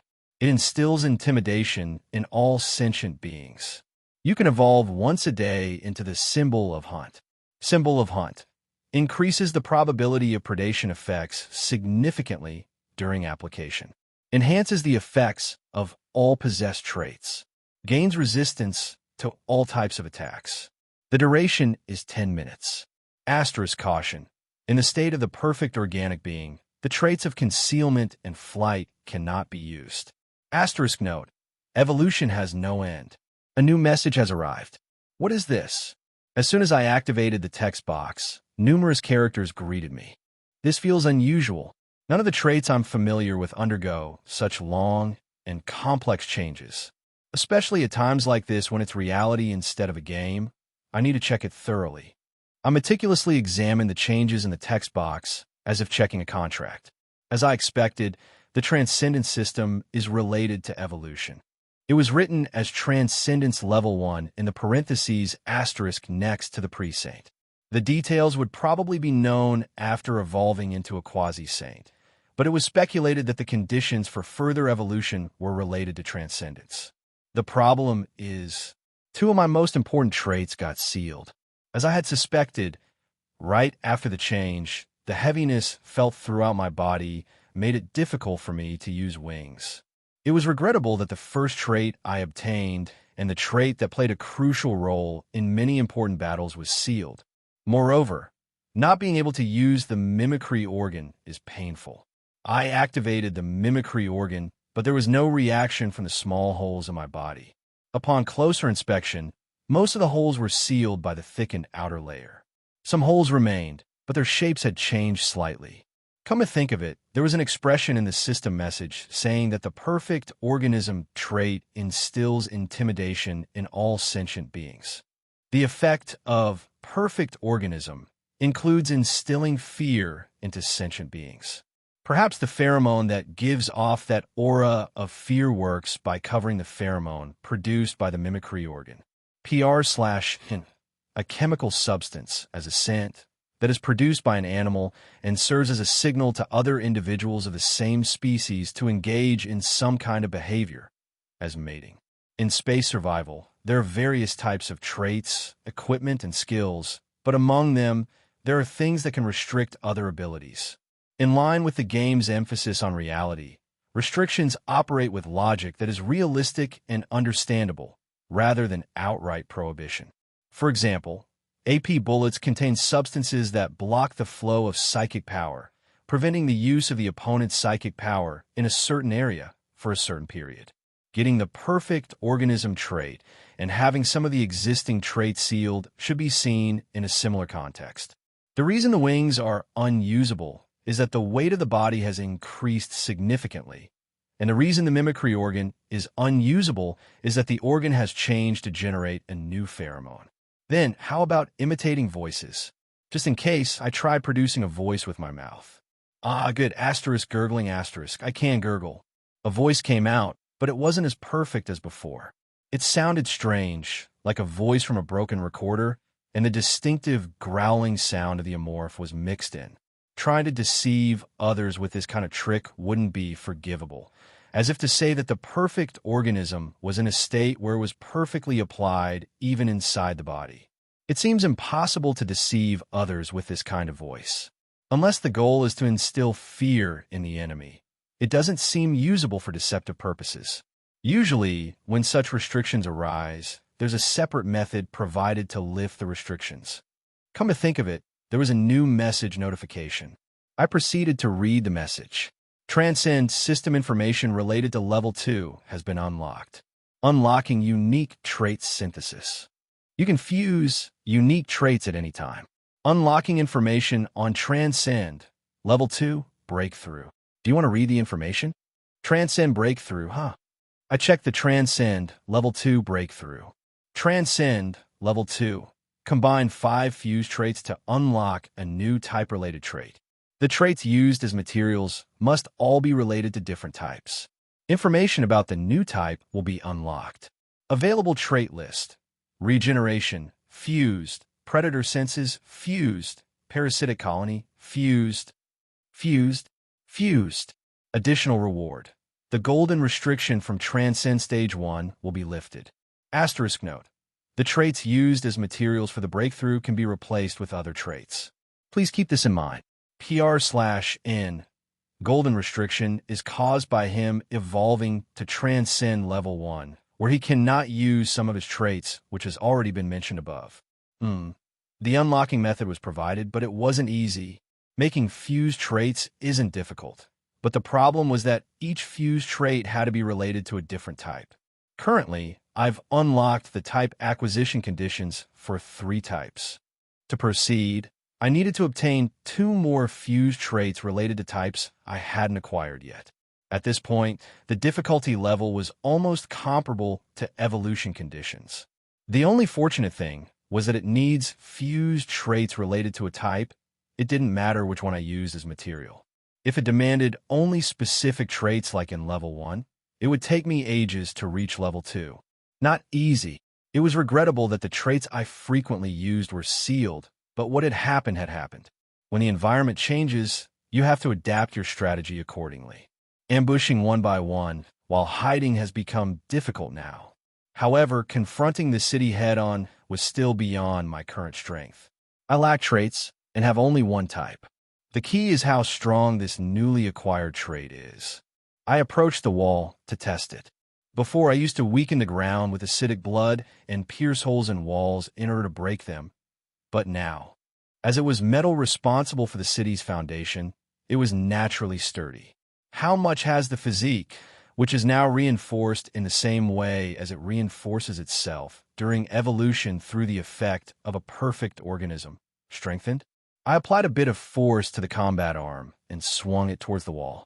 Following the eerie sound of cutting through the air, the thunderous noise vibrated the entire passage. Indeed, the wall, covered in dust but with no significant scratches, showed 4 wounds. All were uniformly over 20 centimeters deep. My enlarged fingernails exactly matched them. Despite creating cracks in the tough metal wall, my fingernails remained intact. Next is durability. I pierced the newly reinforced outer layer with those nails. It didn't go in at all with a gentle stab. I had to pierce with force before any signs of penetration showed.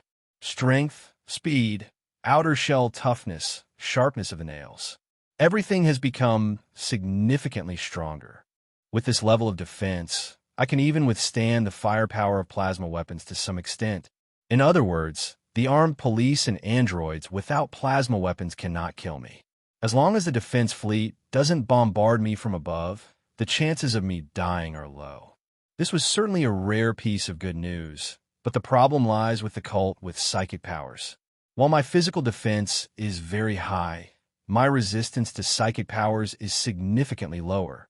Although I possess psychic resistance traits, since I don't receive the type enhancement effect, I fall outside the scope of application for a complete organism. Evolving to Symbol of the Hunt will grant resistance to all attacks. If I use this, I can also somewhat block psychic powers. Wait, I read the Symbol of the Hunt entry again. The Symbol of the Hunt. Usable once a day with a 10-minute limit, but increases predation probability. The conditions are quite tight, but in return, the effects gained are highly favorable. If I use the Symbol of the Hunt and kill the cult members, I can easily obtain traits related to psychic abilities. The remaining number of traits until I get the psychic enhancement type is 1. Once I acquire that, my defense against psychic abilities will greatly increase since it becomes applicable to perfect organism. Moreover, as long as I can quickly secure numerous traits, it won't take long for me to lift the golden restrictions caused by evolving to Transcendence Level 1. The key element to breakthrough Transcend Level 2 is quantity rather than quality of traits. It is to quickly secure multiple traits, fuse them, and use them as materials for the breakthrough. In any case, the core of the strategy now is the commercial district. The timing of the board meeting is approaching soon. When the board meeting takes place, various extraterrestrial races will come for tourism. Since they'll come for tourism, they will only concentrate in the center of consumption and entertainment. I need to seize the opportunity when new visitors come and the place is crowded. It's a situation where new genetic essences gather in one place. If I target them at the right time, it won't be difficult to secure genetic essences. Moreover, when there are many spectators, all sorts of criminals will also follow suit. The surveillance will become strict accordingly, but let's think of it the other way around. Since there will be many targets to monitor, they won't be able to focus all their manpower on me alone. If I go around killing people, I'll certainly be pursued, but concentrating all resources on me is not an easy task. Eventually, they will perceive my existence as a significant threat, but by then, I would have gathered enough traits to transcend. I should finish the nest construction that I've been postponing until the board meeting. Places in the entertainment district and commercial district. Let's build a new nest there. I'm planning how to proceed in the future, but number 26 wakes up and sends out waves. What was that noise just now? Z. It's nothing important. As I convinced it that I'm okay, it tries to go back to sleep, but wakes up abruptly after seeing me. It seemed puzzled that the image it saw before going to sleep and my current appearance were different. Light flickered from its body. I've shrunk again. Currently, my size when standing on 2 legs was over 3 meters. Compared to before, when it didn't even reach 2 meters, it could be considered to have grown by about 1.5 to 2 times. The tail is slightly shorter compared to the height, but it still exceeds 4 meters. Since I grew like this while sleeping, it's not unreasonable for number 26 to be mistaken. ZZZZZ. You've not shrunken. I've grown. Already? You didn't eat much, did you? The now smarter number 26 asked. I gave a brief answer. ZZZZ. Not a baby anymore, that's why. Big kids grow up quickly. It's fascinating to. Seemingly satisfied, number 26 didn't ask any more questions. Meanwhile, Adhai also woke up. Seeing me, it jumped up from its place, as if surprised. Surprise. Surprise.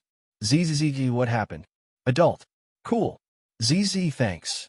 Adhai seemed to really like my changed appearance. It behaved like a puppy that wanted to play, looking at me, then turning in place and looking at me again. At the same time, the wings on its back swayed gently, showing a strange movement. Adult. No. Unnecessary. Huh. Adult. No. Needed. No. No. No. It seems that Adhai really likes me. While I was silent, number 26, who was beside me, extended its tentacles and hit Adhai's head. Pain. Big kids can't lay eggs. Grow. Egg. Possible. Even small ones can't lay eggs. Pain. With those words, number 26 hit Adhai once more. After being hit twice, it finally came to its senses and stopped turning around, becoming quiet. There is no information available about Galagon's mating. The movement Adhai just showed seems like gestures related to courtship. If Galagon's fans were present, wouldn't they have fainted? Honestly, I'm quite interested in how Galagons reproduce. To evolve, I need to kill a lot of Galagons. Understanding how they reproduce and grow would be a great help in evolving. Well, that's something to think about later. Dealing with Galagons is a story for much later. Right now, building the nest is the priority. ZZZ, going out for a bit. Building the nest. ZZZ, yes. I'll come with you, da. ZZZZZ, it might be boring. I'm okay. I come too. It seems both number 26 and Adhai want to come along. I don't really need to leave them behind, do I? I took them with me to work on building the nest. When I had just completed building 2 new nests in 2 places in the entertainment district, I sensed a familiar wavelength. The parasite I implanted in William sent a signal. What's this? There's still a few hours until I can change the parasite. He shouldn't be dead by now. As I suspected, the signal from the parasite wasn't about William's death. Suicide attempt. To be precise, he wasn't dead yet. According to the parasite signal, he was currently moving rapidly towards a location in the commercial district while in a state of unconsciousness. Hospital?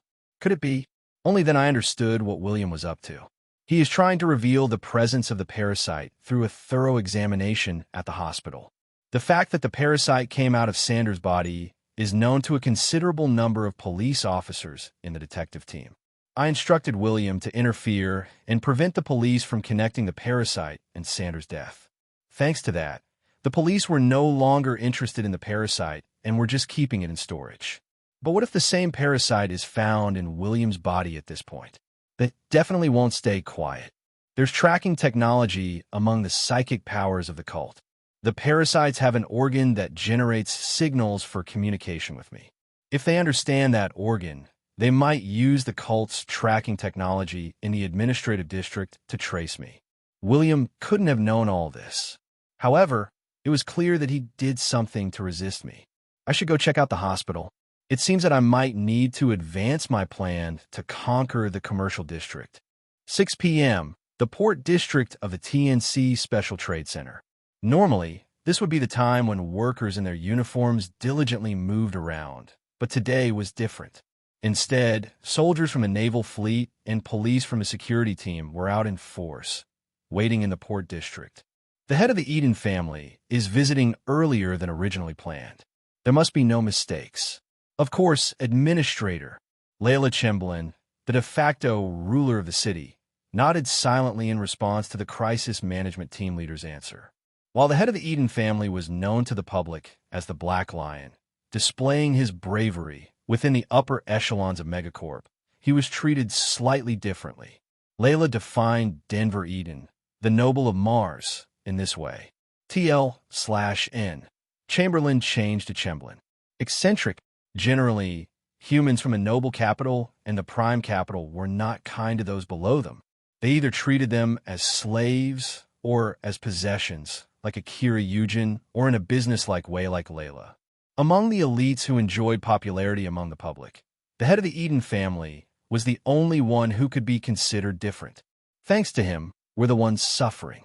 Layla maintained a poker face outwardly, but inside, irritation and anger were building up.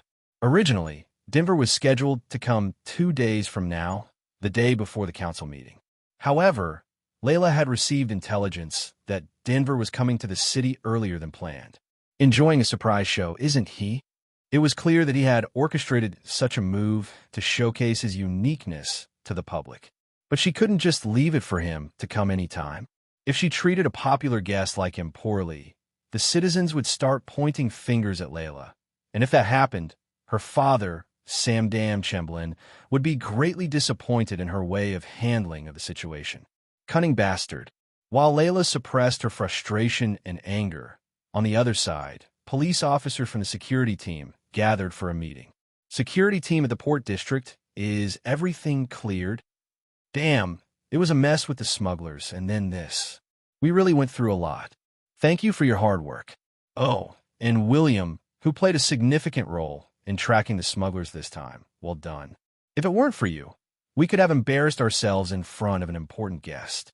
Ha, thank you. Well, as the head of the Port District's detective team, you're still here for now, but soon you'll hear good news. Look forward to it. While William received congratulations from everyone, his inner discomfort was unmatched. He didn't know anything. They had no idea about the grave danger the city was currently facing. Eden. In the past, William was a soldier. He had served not in a regular crisis management team, but in Denver Eden's direct secret unit, where they experimented with new Hulk mutants. It was where they demonstrated the improved Hulk mutants.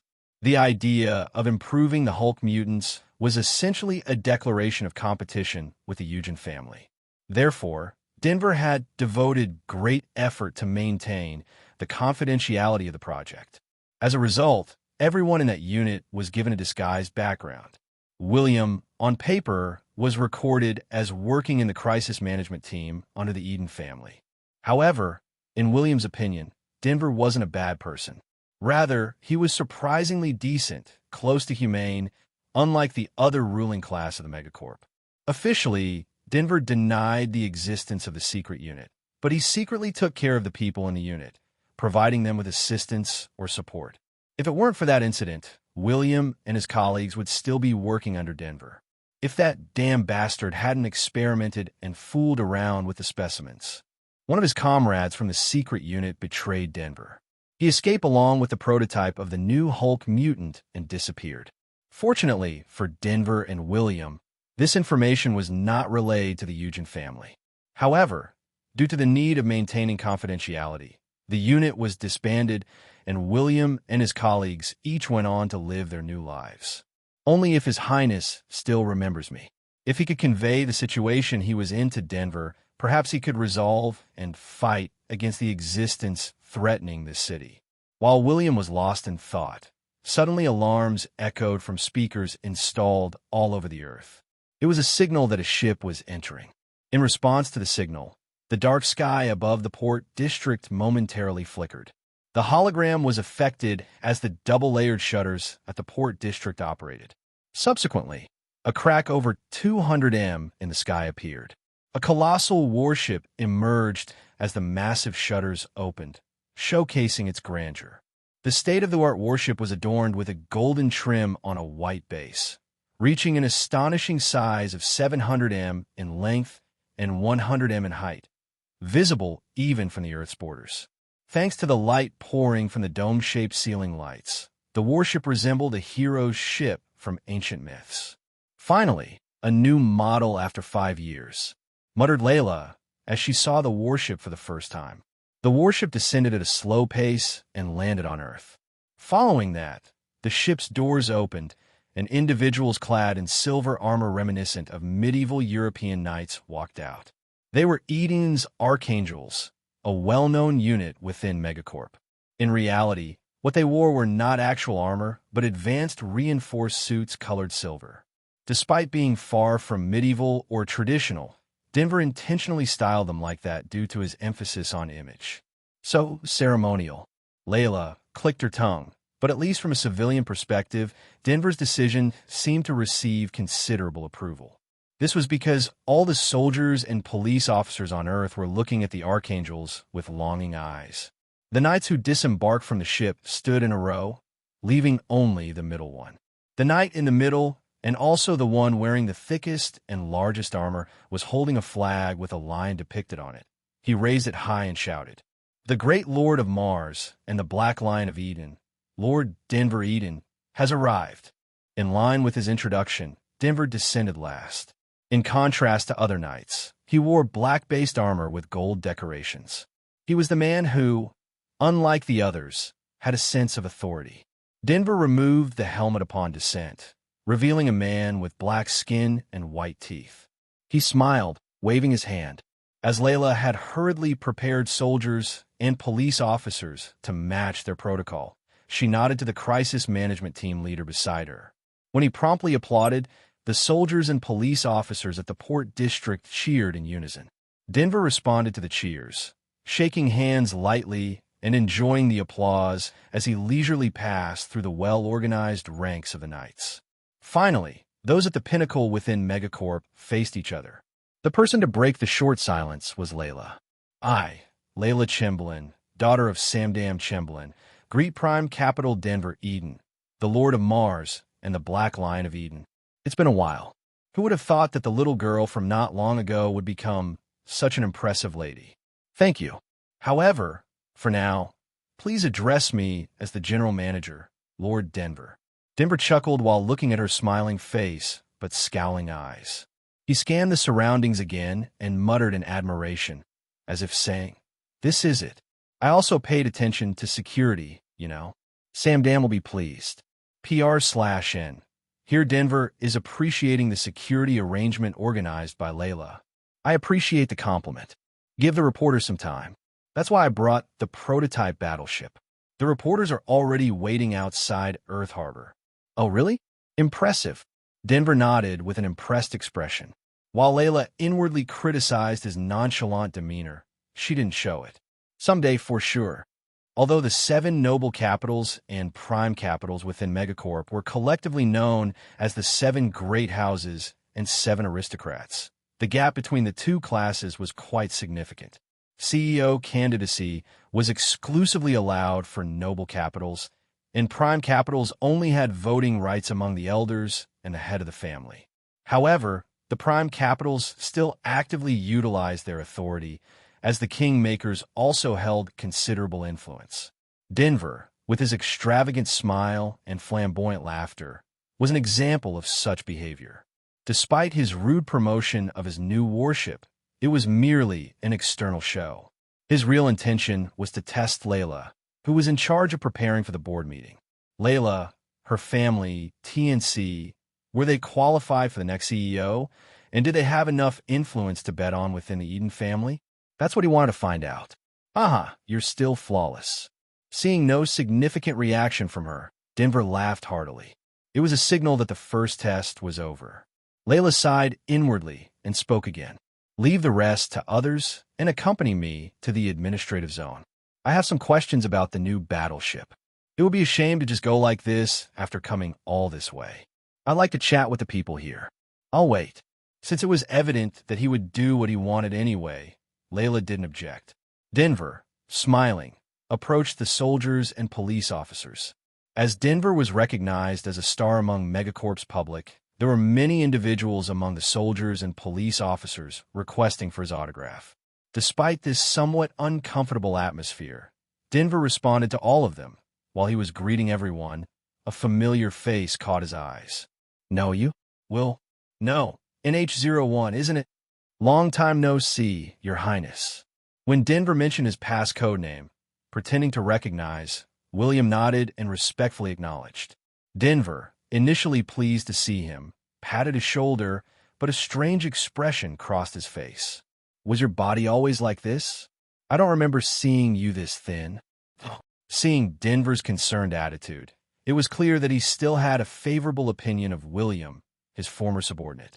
If he's addressing me like this, he should understand the significance of my actions. William made up his mind. With those words, William pulled out a laser pistol and aimed it at his own abdomen. Hospital. As far as I remember, there are 3 large hospitals in the Space City that can treat serious injuries. One is in the administrative zone, while the rest are in the commercial zone. The hospital in the administrative zone is only accessible to third capitals and above, so William can't go there. The signal sent by the parasite is coming from the commercial zone. Since the hospital and the station are close, it would be best to go through the subway line. Route is set, but the problem is that it's early evening now. Since it's the commercial zone, there would still be many people shopping at this hour. Being close to the hospital and station is good news, but it also means there will be a lot of people around the station, especially nearing the end of working hours. I have an active plan, but I don't intend to engage in a full frontal confrontation with the city. Moreover, killing people in the station would risk exposing the nest. But I still have some time. According to the signals sent by the parasite, William is currently in a serious condition due to self-harm. In that case, the medical staff would most likely try to prioritize saving him right now instead of trying to find the cause of why he tried to harm himself. And since that is the case, then the likelihood of extracting the parasite first will be low. But avoiding detection by the parasite may be difficult. Being hospitalized with severe injuries, there is no room for luck for him. Since the parasite keeps reporting, let's wait until nightfall. While waiting, I should think about how to infiltrate the hospital. The hospital William went to is the one where he was admitted after the battle in the former apartment complex. Back then, I didn't approach the hospital directly. Instead, I sent an infected armed police officer to bring him out. There are many androids in the Megacorp hospital. In Megacorp, doctors specializing in patients with serious injuries require genetic modifications, or those above prime capitals are handled by genetic modified specialists. Other than that, doctors deal with normal patients only when they board the ship. Since most patients are treated with medical capsules, androids take care of them instead of advanced personnel like doctors. It won't be difficult to fight since they're not combat models, but medical androids pose a headache in a different sense. Everyone should carry a call bell. When a medical call bell rings, it is immediately relayed to the central AI of the hospital, and appropriate measures are taken according to the AI's judgment. If I attack and the android rings the bell, the police and military will immediately be dispatched to capture me. Because of these difficulties, even in the game, hospitals are one of the difficult places to infiltrate. Even for me, who is adept at infiltration, hospitals are not places I particularly want to attack. Unless I have EMP features or concealment features, entering is As I think about concealment, a suitable method came to my mind. The high-grade reinforced suit obtained from the sniper in the harbor area. This suit is equipped with a concealment function. If I activate the suit and consume it, wouldn't the concealment effect occur? Although it is made of synthetic fibers as a base for easy modification, I mixed in a special metal to implement the concealment effect, making it applicable to my characteristics. The duration of metal absorption is more than 20 minutes. Originally, it should be 20 minutes, but as my body has further strengthened due to the state of perfect organism, it should have a duration of about 20 to 30 minutes. However, though 30 minutes is not a short period, the more I delay, the more disadvantageous it becomes as the surveillance network inside the hospital becomes tighter. If I want to deal with William quickly, I need to know the structure of the hospital first. Fortunately, I have a way to know the structure in advance without directly going to the hospital. I return to the nest in the commercial zone with the kids. ZZZZZZ, don't touch me. Go into the nest. ZZZ, yes. Be quiet. Don't disturb it. Number 26, who had seen what I was doing in the spaceship before, understood and took it high with him, moving away from me. I don't need to spread the distance too much. It's just being considerate. so there's no need to point it out. I comfortably lay on the nest and rested my chin on the sticky surface. My auxiliary devices also touched the gooey surface of the nest. As always, I felt the sensation of floating in the air, and suddenly, like being sucked into a hole, I shot downward. It's a familiar sensation from the time of the link, as I've done this many times. Find a hospital. My auxiliary devices received my command to locate the hospital among the things on the ground. The first sensations that come to me are the sounds created by the city. Footsteps of people walking, the sounds of people doing business in shops, and the chatter on the streets. The most noticeable sensations were the sounds produced by the city. The sensations that followed closely behind, like pursuing me, were related to the sense of smell. The smell of food from a restaurant, the smell of sweaty clothes from office workers, and the smell of still unpurified polluted air, and more. In a way, the commercial zone might be called the essence of this city. In the flood of sensations, I picked up the distinctive smell of the hospital, commonly associated with preservatives or disinfectants. An 8-story hospital close to the station. Among them, William's location was in the surgery room on the 3rd floor. The whole 3rd floor had a strong smell of disinfectant mixed with the pungent smell of blood and the smell of humans. It was clear that the surgery room and the intensive care unit were located together on the 3rd floor. After surgery, patients would enter the nearby intensive care unit for recovery.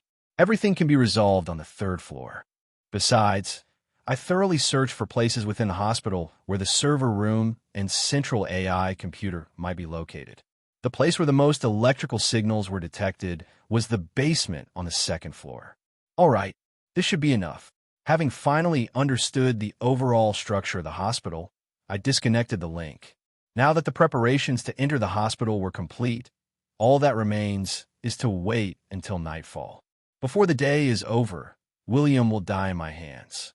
As the sound of footsteps above my head gradually diminished, it's time to move. I pressed the terminal on the reinforced suit I was holding. The energy to activate the enhancement suit was almost depleted, but since I wouldn't be the one wearing it, it didn't matter. I only need to activate the stealth function. The rest will be handled by my outer shell. It's working. As I manipulated the terminal on my right wrist, the enhancement suit glowed faintly and soon disappeared before my eyes. It worked well. Now it was my turn. I activated the metal absorption feature and bit into the enhancement suit. The tough synthetic fibers were torn apart by my teeth, and the metal fragments mixed in between were absorbed into my body. Then, the special effect was triggered and my body began to blur. Adult. As my figure completely disappeared, Adhai looked around with a puzzled expression. What's wrong, little one? Adult vanished. There, he's over there, duh. I feel but not visible. Number 26 couldn't detect changes in my body visually, probably because it didn't rely on sight for perception. On the other hand, Adhai, who perceived the surroundings with its eyes and tentacles, seemed perplexed that it could feel my presence but not see me. ZZZZ, I'm here. Adult, not visible. ZZZ, I'm hiding. Adult hiding perfectly. Adhai nodded, as if it was admiring my hiding skills. The effect seems to have been validated. Feeling relieved, I was about to leave the nest, but number 26, who could now see me, followed. ZZZ, this time no. Why? ZZZ, this time I must go alone. Can I help? ZZZ, no. This is something I have to do alone. Yeah. Being refused by me, the little one sulked and shrunk down. Adhai, who followed, also noticed and huddled together with it. While I could conceal myself, they couldn't. Seeing a giant jellyfish and a lizard with flying tentacles, people definitely wouldn't think positively about them. I tried to leave them behind, but felt their eyes on my back. Maybe I should do it this way. In case something went wrong and a big battle erupted within the hospital, I couldn't completely rule out the possibility of new enemies visiting the hospital. Given that the council move is imminent if something goes wrong, it's not entirely a bad strategy to keep them nearby just in case. Having made up my mind, I called them. ZZZ, follow me. With them in tow, I headed towards the hole connecting to the subway tracks. On the way, I explained the plan to them. ZZZZZ, but you can't come with me. Yeta. Z. Instead, wait for me where I told you. Like we did before. Yeah. I got it done. I took out a communication device from the bag I had kept while devouring the reporter and showed it to number 26. I planned to use the communication device that the sniper had. After entering the reporter's contact information into the sniper's communication device, I handed the reporter's communication device to number 26. Z. If this vibrates, it's the signal. Yeta. Number 26 extended its tentacles and firmly held the communication device. After handing over the communication device, I explained to number 26 where I would be and how they could find me. Perhaps due to its increased intelligence, the little one quickly understood my explanation. As the explanation was coming to an end, we arrived at the hole leading to the tracks. I told the kids to wait here and approach the hole. My body has grown, so I need to widen it a bit more. Perhaps because my strength had increased significantly, breaking the walls around the hole was very easy. I'll be back. Be careful, da. Leaving the worried kids behind, I crawled into the tracks. Avoiding passing trains, I ran along the tracks towards the direction of the hospital. The wide passage, enough for 2 subway trains to pass simultaneously, was filled with the sound of moving trains and my footsteps. The noise is louder, maybe because I've gained weight. Once I enter the hospital, I would need to stick close to the walls and ceilings. Leaving marks on the walls might raise suspicion among the androids, but it was better than getting caught due to noise. Even though the body had enhanced, the distance to the hospital that would have taken 5 minutes by teleportation took less than 3 minutes by running. Although it was getting late at night, there were still quite a few people on the platform. I carefully adhered to the wall and waited. After a while, a train arrived, and the platform filled with people getting off and on the train. The commotion created by the crowd was short-lived. After the train left, there were almost no people left on the platform. I cautiously crawled along the wall and exited the platform. Seeing the few remaining people on the platform, I created some traces for the tourists passing by and chattering about it. Fortunately, due to the advanced optical camouflage effect, no one noticed my presence.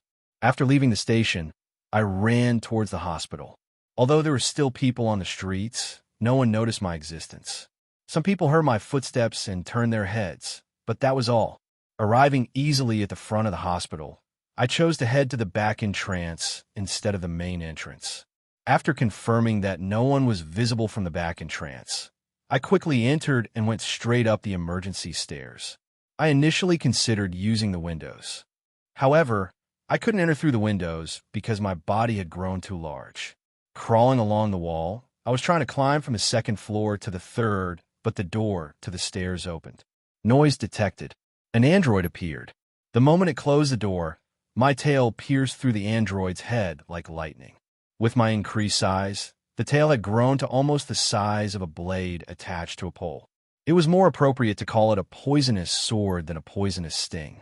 The android's head was instantly crushed in place. It won't be captured on the camera anyway. Before it could switch to infrared detection, there was no chance of me getting caught. Just in case, I destroyed the memory storage device inside the android's body too. After pushing the android's remains into a corner of the stairs, I cautiously used my auxiliary organs to sense the situation outside. Another android had entered a nearby room as soon as the one before closed the door. While ensuring that no one was around, I opened the door and stepped into the corridor. William is this way. Following the guidance of my auxiliary organs, I moved towards the end of the left corridor, leading to the intensive care unit. Just as I was about to open the door to a patient's room, my auxiliary organs detected something strange. What's this? There's something below. A very powerful energy mass. It was a high-density energy conglomerate that could not be compared to androids. 4 of them were moving up from the 1st floor lobby. If it's stronger than an android, there was only one possibility: superior reinforced suits. Being able to detect it from such a distance meant that it was undoubtedly a reinforced suit with high output and high firepower. Why is an advanced reinforced suit that you can only see on the front lines here? Enemies are coming up the stairs on the opposite side. They might come this way, so I quickly hid in the nearby operating room. I sense that the door has opened. Only a cleaning android remained in the operating room. Before it could finish speaking, I hit him on the head using my combat arm. After removing the android, I quietly held my breath. Beyond the corridor, I could hear the mechanical sound generated by the thick and sturdy armor suit. It seems to be here. I don't know why the Vice Commander ordered us to guard this person. The Vice Commander gave strict orders. He said to pay special attention. We are the Vice Commander's sword. We follow orders when they are given. The tone sounded like it belonged in a historical drama, but due to the distortion caused by the mechanical sound, it sounded strangely intriguing. It felt like characters from a classic sci-fi game, Space Knights of some intergalactic empire. A space knight. Two forces come to mind. First and foremost is Garmelda. Noble capital, responsible for reinforced suits and android development within the Megacorp, is a significant player. Since reinforced suits are crucial to Megacorp gameplay, many Megacorp users choose this faction. It can't be Garmelda. They wouldn't communicate like that. As far as I knew, within the Megacorp, Eden was the only family with a feudalistic political structure on Mars. The head of the family was referred to as a lord, and elders or leaders were called lords. It had a unique culture where people addressed each other as lords. Is Eden family supporting them with reinforced suits? The Eden family was originally specialized in fleet battles in space, not particularly strong in ground battles. The Megacorp families responsible for ground battles were the Eugen family and the Garmelda family, not them. The situation keeps evolving, like the armed police before. Enemies are evolving too. Unthinkable incidents kept occurring as if it were a game. The major families in Megacorp had a tense relationship, and such cooperation among them was almost non-existent unless it involved players. Is this difference due to the fact that this is reality, or did a new system update, similar to the Transcendent system, occur? It's a problem I can't solve right now. I again focused on the conversation coming from the adjacent room. The android mentioned that it would take about 3 hours for this person to wake up. Did the Vice Commander say anything else? He said that when this person wakes up, bring the physical examination data and the doctor's diagnosis together. Do they suspect mental issues? Although this person was mentally challenged, I was really surprised when they suddenly shot themselves with a gun. Listening to the conversation, it seemed like they planned to take William with them once he woke up. I need to handle this situation here. I pressed the auxiliary organ under my chin against the wall. This was to understand the positions of the enemies and how they were moving in the intensive care unit, which was next to the operating room. For enemies, 2 near the door, 1 next to William, and 1 getting closer to this side. While keeping the auxiliary organ pressed against the wall, I prepared my tail for a surprise attack in case if an enemy came close, I planned to pierce them with my tail against the wall. At that moment, I heard the enemies talking. Even though we're guarding, let's activate the surveillance system. I'll do the same. Following that, a regular warning tone flowed from their thick armor. Oh no. I quickly detached myself from the wall. Almost simultaneously, the wall was shattered and bullet-like fists appeared from the other side. Beyond the dust, for silver-armored knights, pointed guns that resembled handgun-type missile launchers at me. Plasma bolter. That's dangerous. I urgently smashed the wall and leaped into the corridor. A green light flashed behind me, and the operating room turned into actual powder. The plasma bolter is a kind of transitional weapon that came before the development of the plasma pistol. It looks like a pistol-type missile launcher based on a concrete nail gun, but instead of conventional ammunition, condensed plasma energy is fired from the barrel.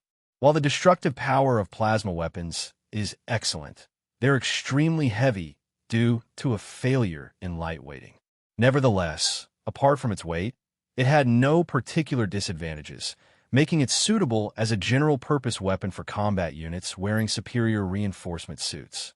Thanks to the strength enhancement function in the superior reinforcement suit, it can easily handle the weight and recoil of the bolter. Although the plasma pistol was developed later, the bolter could still maintain an active position. An unidentified alien life form. I'll handle the patient as his escort. I'll be counting on you. Let's go then. 3 enemies in superior reinforcement suits were approaching. Seeing them heading straight toward my hiding spot, it seemed like my biosignals were detected by their surveillance system. This renders my camouflage useless. With a superior reinforcement suit and a plasma bolter, they are not easy opponents at all. In the last encounter, I did fight a sniper wearing a superior reinforcement suit, but the circumstances then and now are different. With high output and high armor upgrades, their defense must be extremely high. Their armor was likely comparable to the outer hull of a battleship. Although my claws were enhanced with type effects of perfect organism, breaking through a superior reinforcement suit in one go seemed impractical. The spine projectile organ, with excellent penetration effects, is a weapon that can directly deal effective damage to the enemy. Should I use the monster's tentacles? I hesitated for a moment, then immediately shook my head. Using it without acquiring the transcendent ability would be risky. If I were counterattacked, it would be irreversible. Should I use that ability? While sensing the movements of the enemies, I opened up the text box. Asterisk symbol of the hunt. While active, the chance of predation effects significantly increases. All effects of possessed traits are enhanced. Resistance to all types of attacks is granted. Duration is 10 minutes. Symbol of hunt. Usable once a day. Due to restrictions, I haven't used this skill yet. The symbol of the hunt. Usable once a day. I hadn't used it yet due to restrictions. Originally, I planned to use it for mass hunting of genetic essences on Commercial District, but circumstances have changed because of William. No, let's think positively. Since it was a technique that needed testing sooner or later, it was a good opportunity. With a suitable demonstration target ready, I activated the symbol of the hunt. The moment it activated, my vision was engulfed in darkness. What's happening? The outer covering over my head rapidly grew, covering everything except my mouth and auxiliary organ. Vision disappeared, but the precision of the sensory input from the auxiliary organ increased to the extreme. Thanks to that, I could accurately perceive the changes in my body. Right now, my body is evolving. In the world of space survival, there are over thousands of different traits.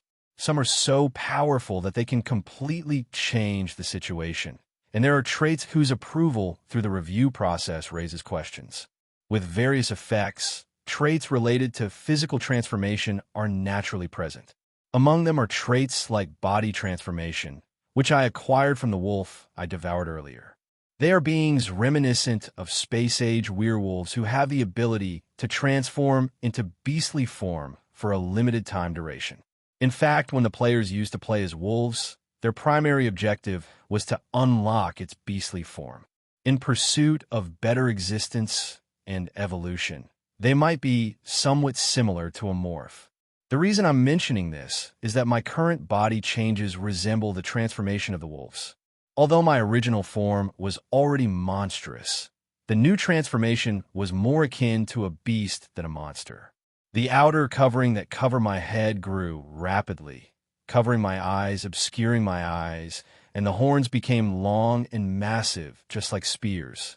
The originally 3M tall body became much larger, making it impossible for me to fit inside the room.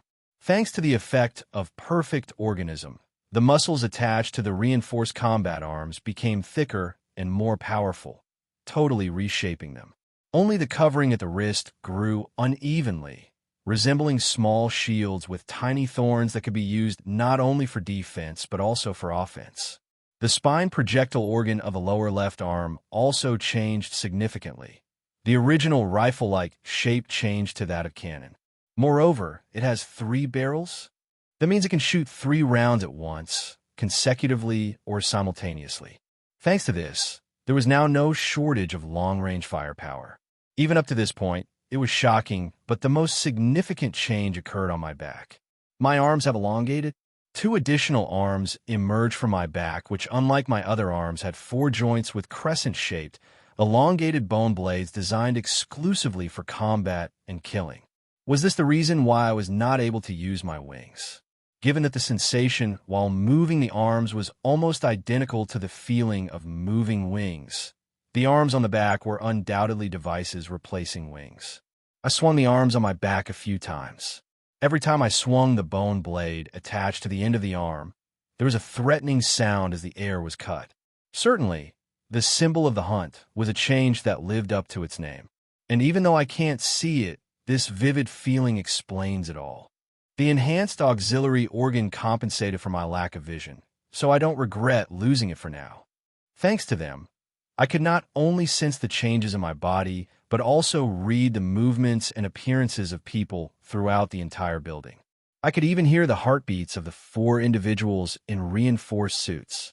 Powerful traits come with a cost, and such dramatic changes in my body inevitably demand immense energy, risking starvation as a post-effect if not managed carefully. As I contemplated stepping out, a plasma bolter-wielding knight aimed at my room, unleashing its destructive force, the plasma energy. I need to get out of here first. This way, and what? A voice distorted by mechanical sounds reached my ears. The emotions within it were filled with confusion. Surprisingly, despite the impact, my outer skin remained largely intact, merely scorched. Sensations akin to a slight tongue burn from hot coffee was what I felt. Is it okay? I brushed off the soot on my outer covering with the combat arm, then crawled out of the room. Due to my large size, I was unable to bend my waist, so I moved in a semi-leaning position, sticking the combat arms to the ground. Even then, my massive frame filled the corridor completely, and unlike before, the enemies seemed overwhelmed by my increased size, staggering back, growling. PL Plasma Bolter doesn't work on him. Everyone retreat. When I growled, the enemies quickly began to retreat. The situation was quite amusing. I put strength into my tail and swung it forcefully. The tail not only broke the corridor wall, but also struck the knight at the back of the enemies. The reinforced suit, which was easily able to destroy concrete walls earlier, crumpled at the impact. Crack!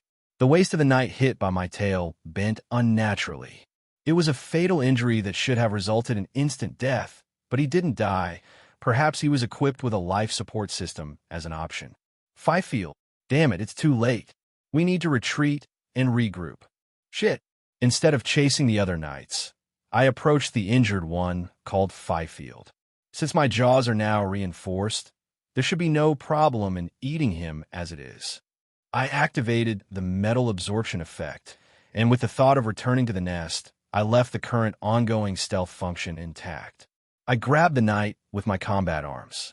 The superior reinforced suit he wore was a thing close to an armor suit. Therefore, despite being nearly 3M tall, he still had to look up at me as my height was even more than him. Cough, our Silver Lion knights you. Though his voice was modulated by machinery, the cough couldn't be concealed. Blood pulsated within his armor as if he had coughed up blood. I stopped attacking for a moment, not to save him, but because one word in his sentence caught my attention. Silver Lion Knights. The only faction in Megacorp that uses the term Knights is the Eden family. They sent someone here. If you play as the Eden family, you'll be provided with mercenaries called the Eden family's Knights as a perk when you become the head of the family. In the game, the name is determined randomly, but in real life, it seems to be called the Silver Lion Knights. Well, since the board meeting is going to be held soon, all the 7 must have sent their representatives. It was highly likely that individuals from other families would also bring a substantial number of escort forces, similar to these Silver Lion Knights. Some of the noble families have mercenaries whose existence is fixed in the system, as the Eden family have the Silver Lion Knights. However, not all families have such mercenaries, so I need to confirm that myself. Anyway, since there was no more information to extract from the prey, I swung my tail at the knight's head. The sharp and sturdy bone blade pierced through the visor helmet of the advanced reinforced suit, lodging into the guy's forehead. As the blade was pulled out, blood and brain matter splattered, and the reinforced suit stopped functioning upon the owner's death. Inside the destroyed helmet, the face of a young and handsome Caucasian man appeared. He might have been quite popular in his lifetime, but now he was nothing more than a corpse with brain matter oozing from the hole in his forehead. I opened my mouth wide and bit into the knight's corpse. Due to my enlarged body and flexible jaw, I could fit his entire chest into my mouth at once. Applying force to my jaw, caused the advanced reinforced suit to shatter immediately. Flesh, blood, and organs spilled out, flowing into my body. It felt similar to chewing on a piece of candy with a delicious filling. Looks like this guy underwent some modifications, too. The taste was truly exceptional. Although the reinforced suit, nearly indistinguishable from a chunk of metal, was a minus factor, the interesting texture made it somewhat palatable. The night in the reinforced suit became nutrient for my body in just a few minutes. With my enlarged body, I easily consumed the 3M tall prey. After finishing the meal, a semi-transparent text box appeared, but I ignored it. Now is still the time for hunting. I need to diligently catch the prey that's running around until the effects of the symbol of hunt disappear. Your Excellency, Chief Administrator Layla has prepared a bouquet for you. Huh, when did she prepare that? As you may know, she is Samdam Chemblin's daughter. Her resourcefulness shouldn't surprise us. TCH, Samdam's got a lot of luck. Denver praised the now-adult Layla Chamblin's skills. Currently, he is staying in the top-notch room located within a luxurious room in the Monument Skyscraper, a high-rise building in the administrative district. There seemed nothing special about it until he entered the room. Every facility and decoration in the room matched precisely with how it was in Denver's office. It wasn't just the appearance. Even the materials and vintage of the furniture were identical. He's a well-organized guy with his kids. Unbeknownst to the public, a clandestine alliance existed between Prime Capital's Eden family and Noble Capital's TNC. Ever since Denver had ascended as the head of the TNC, which provided funds for Denver's ambitious project, the Hulk Mutant development, securing Eden's votes in return. Denver had conversed with Samdam beforehand, sealing this deal. In return for the money, Denver was required to vote for Samdam Chemblin of TNC in the board meeting. Layla might not know, but Denver had already finished negotiating with Samdam and had come here for another purpose. Anyways, I was thinking of calling William, whom I haven't seen in a long time, but I didn't expect such an incident to occur. Upon witnessing an old subordinate attempting suicide right in front of him, Denver was quite surprised. The William in his memory wasn't someone who would contemplate taking their own life. Please, Denver mulled over William's last words. What could the old subordinate of his have requested from him? In the past, when the first project concluded in an unfortunate manner, Denver had ensured substantial compensation for the project team members. It can't be because of credits. Even if credits were urgently needed, would it be more urgent than one's life? Denver didn't think William would resort to self-harm for such trivial reasons, a problem he couldn't solve on his own, and a very urgent matter. Unfortunately, Denver wasn't well-versed in the affairs of the TNC Special Trade Center. While he had intricate knowledge of the political issues within the TNC, understanding what kind of problem would drive a regular police officer to risk their life seeking help was challenging. I need to gather information about William. Having organized his thoughts, Denver inquired of the vice commander, what happened to the one who attempted suicide? He is currently at the hospital in the commercial district. The surgery went well, and he's currently in a recovery capsule. Since he's an old friend and subordinate of mine, be considerate in your dealings with him. I have assigned 4 members of the Silver Lion Knights to his security. They're all veterans, so you don't need to worry. If it's you, I can be rest assured. True to the deputy commander's affirmation, it was a neatly handled matter. Denver, nodding in approval, issued additional instructions to the deputy commander. Also, look into the recent public safety issues in the city for me. Public safety issues? Is there anything specific you're curious about? Yeah, I have some questions. Understood. I'll investigate and report back by tomorrow. Denver nodded, and as he had to prepare for the banquet, the vice commander stepped outside the room.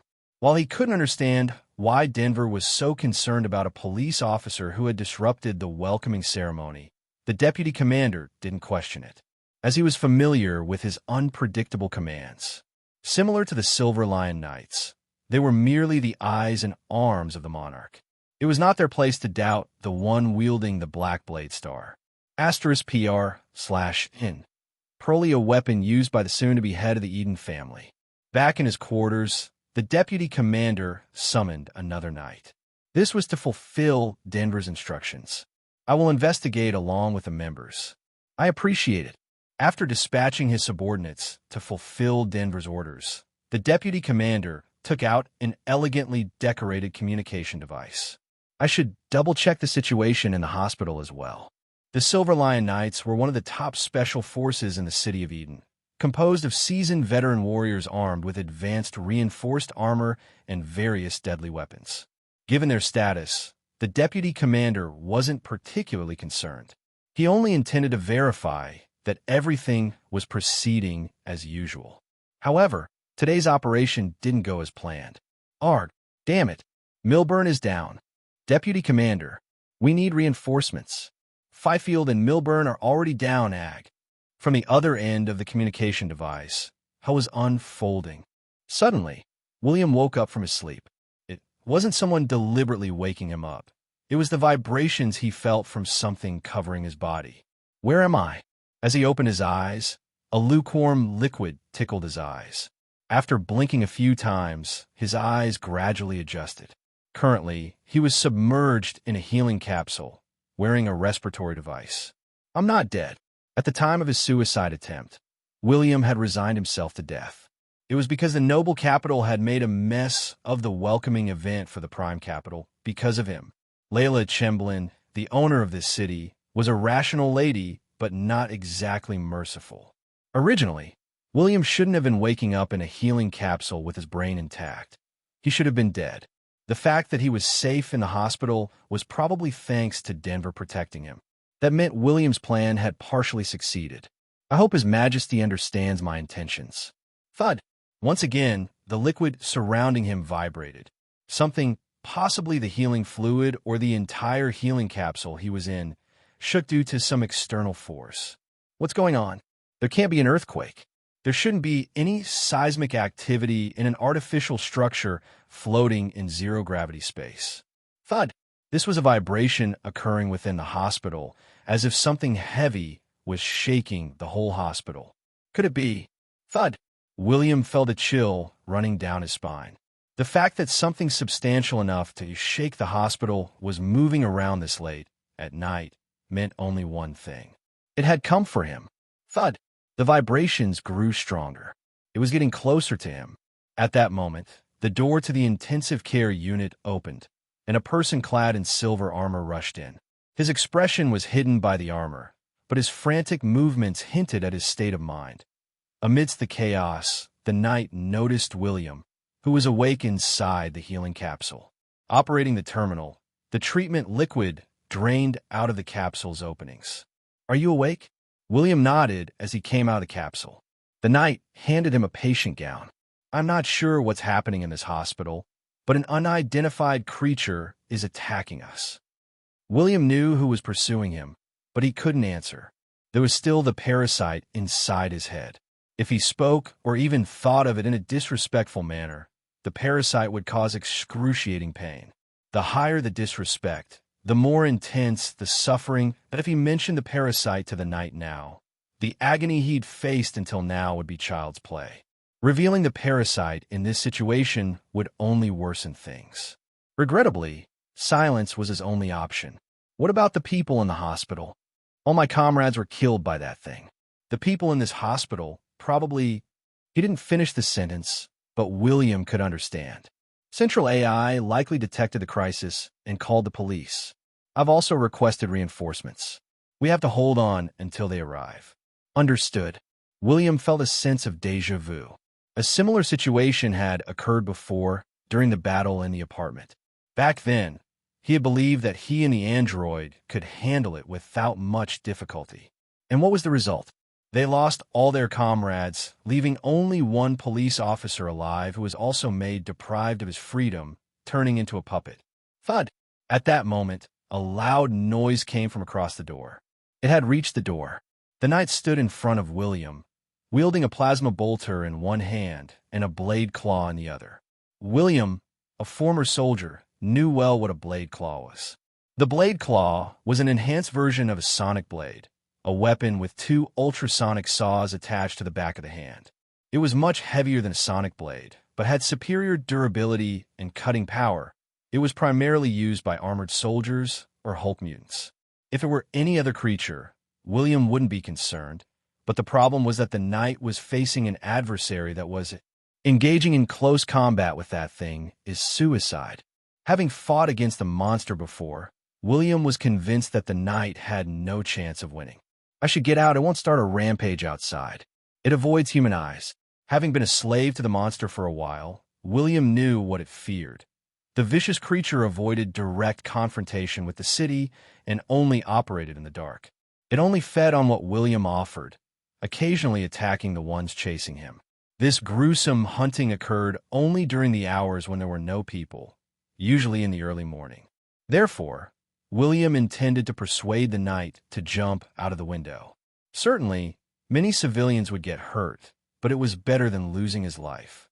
If William died, the damage would be far greater. However, there was something he didn't know: the current state of the monster. With a roaring sound, the steel door was blown away like a piece of paper. The wall partly collapsed, and dust filled the air. "It's here!" William squinted his eyes due to the dust. Standing on the fallen debris was a figure wearing armor identical to the Silver Knight. "What is this?" No, precisely speaking, he only appeared to be standing. It seemed as if he were suspended in the air, caught by something. "Charlie, our run." The one called Charlie tried to say something, but couldn't finish his words. His body twisted grotesquely, and a cracking sound emanated from the armor.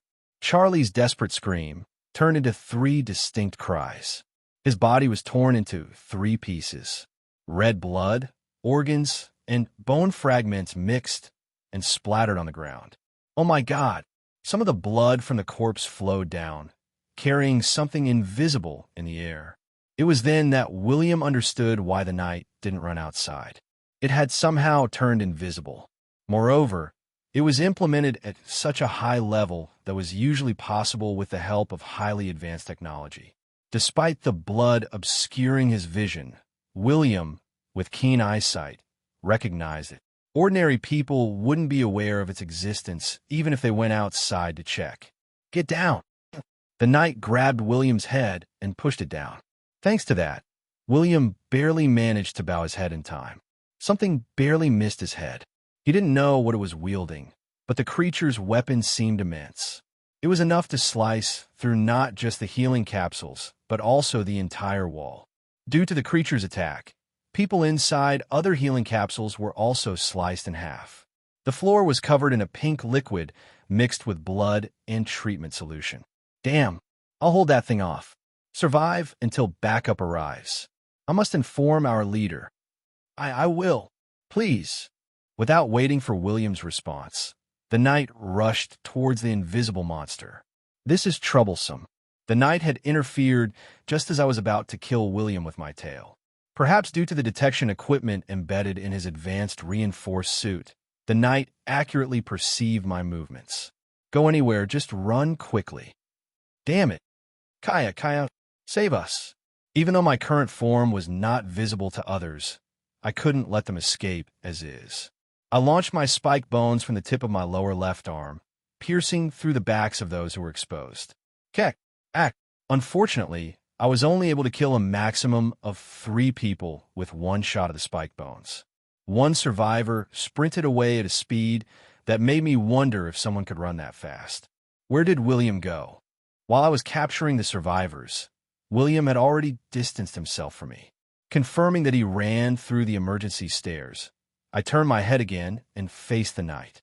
The knight had no intention of protecting the innocent victims. Instead, he kicked the bodies spread on the floor, seemingly annoyed by their obstruction. "You are killing innocents, you vile monster." The knight's actions didn't match his words, but it wasn't particularly strange. The Knights of Eden was a special unit composed of the upper-class members of the Megacorp. Their concept of honor was designed to build a positive image externally, but had little to do with reality. They probably know that the patients staying in a hospital are of low class, so they treat them like that on purpose. But they're all potential sources of food. Looking at the knight, who seemed to have had no training in how to prepare for the dinner table, I calculated the remaining time. The effect will last for about 8 minutes. I had planned to kill William first and then leave, but the knight kept bothering me.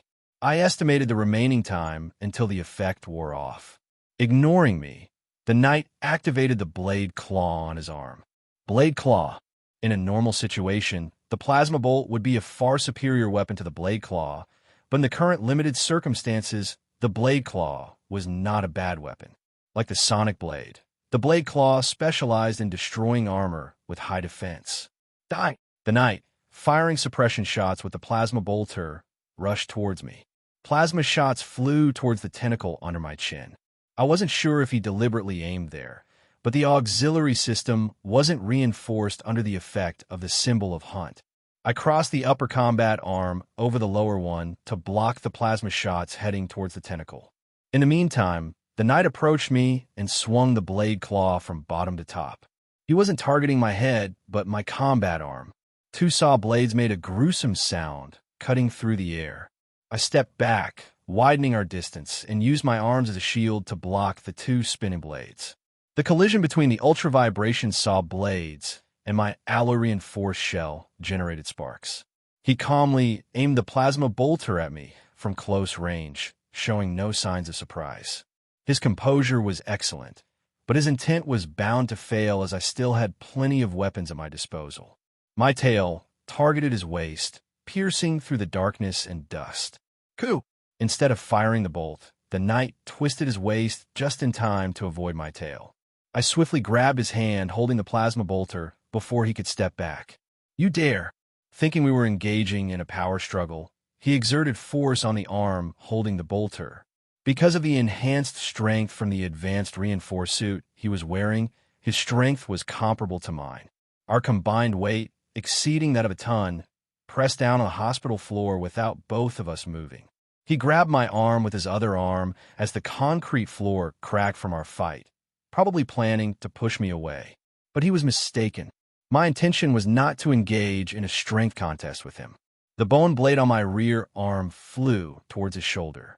Quote, the blade, at least 50 centimeters in length, pierced through the knight's body, invisible due to the darkness and dust. The blade lodged deep inside him, turning his insides into a complete mess. I shook the rear arm a few times to worsen his injuries before pulling it out. With no strength left to stand, he slumped down on the floor. Forgive me, my lord. There was no time to listen to his last words. I kicked his head with my legs while he was still kneeling. Even with a heavily armored suit covering the entire body, it couldn't protect the neck or joints. When the rubber plug burst, I fell back with the knight's lifeless body. The fallen knight's corpse had a neck much longer than when he was alive. I need to eat everything here and leave. To maximize the effect of the symbol of the Hunt, I had to eat every strand of genetic essence over here. Anyways, with the parasite inside his body, William can't escape. The parasite was saying that William hadn't left the hospital yet. I checked his movements while stuffing the corpses into my mouth. Some were delicious, some were not, and I wasn't able to fully enjoy the meal due to the limited time I had. The text boxes kept popping up after each meal, but I ignored them. I plan to check them later because there wasn't enough time now. I don't need new traits right away. The time it takes for the absorption of traits to be automatically canceled when not acquired is 10 minutes. There is still plenty of time before trait selection.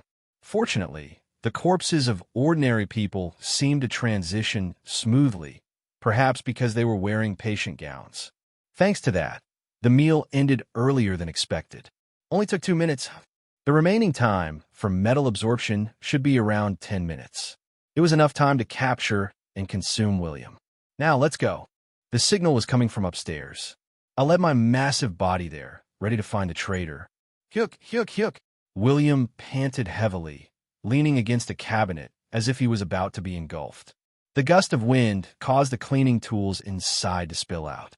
William gripped a high-pressure washer, a rather pathetic weapon against the monster, but he had no other choice.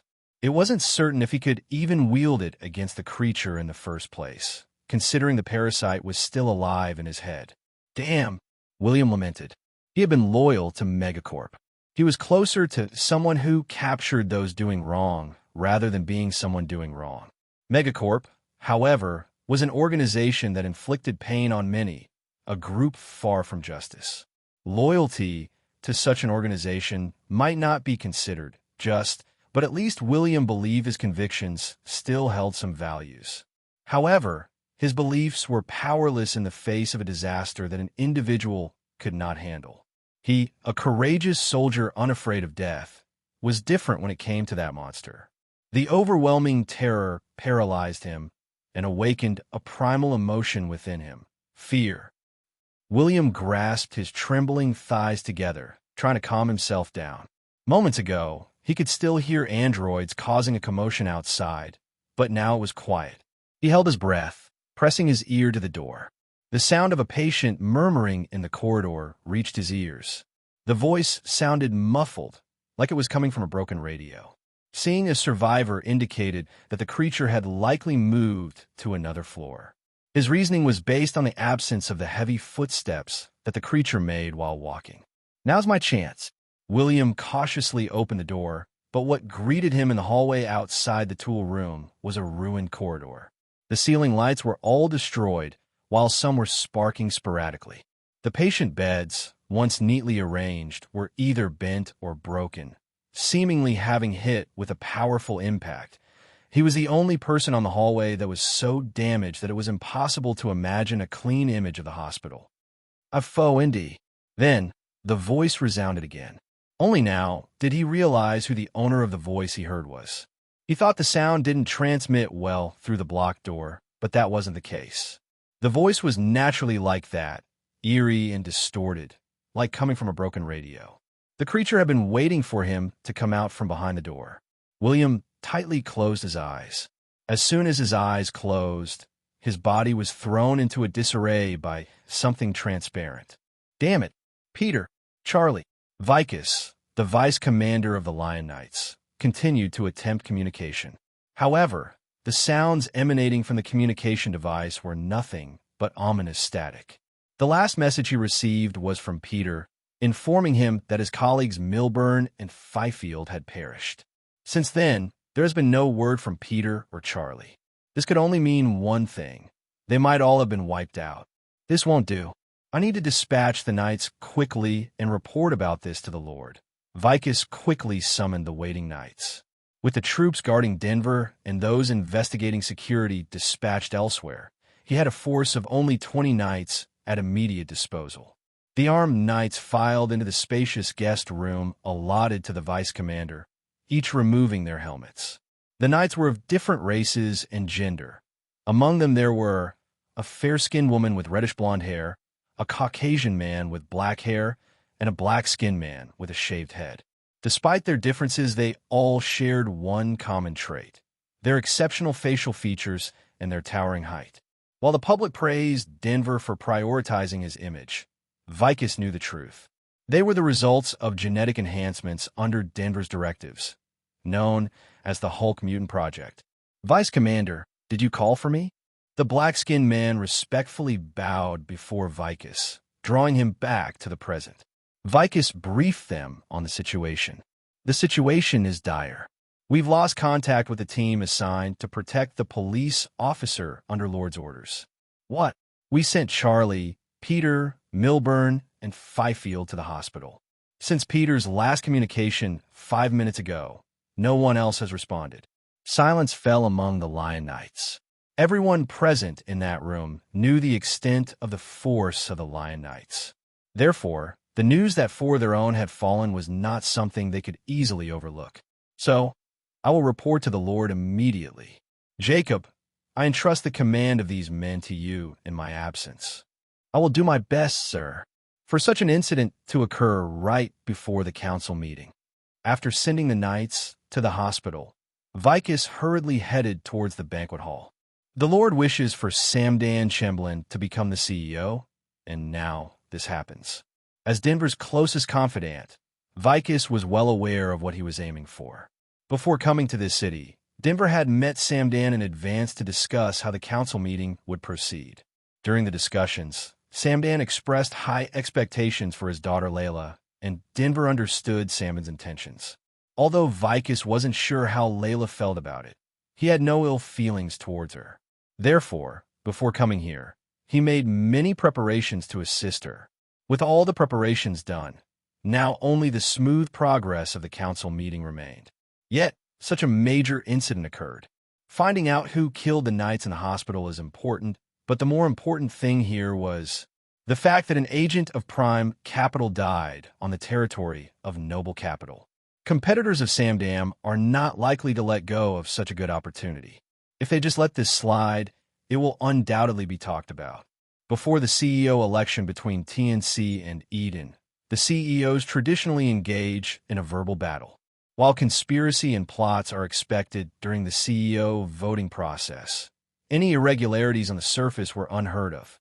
Officially, Megacorp is an organization that elects its CEO through democratic procedures, and any irregularities are not tolerated. TNC and Eden were in alliance with each other.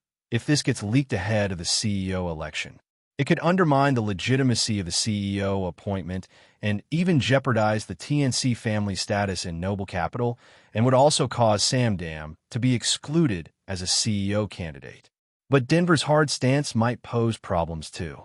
Deliberate criticism of TNC could backfire, especially among Eden's elders who were unaware about this alliance. They might opt for a different candidate, rendering TNC's financial support for Denver's Hulk mutant project futile. How can I handle this? His thoughts racing, Vicus could see the door to the banquet hall in the distance.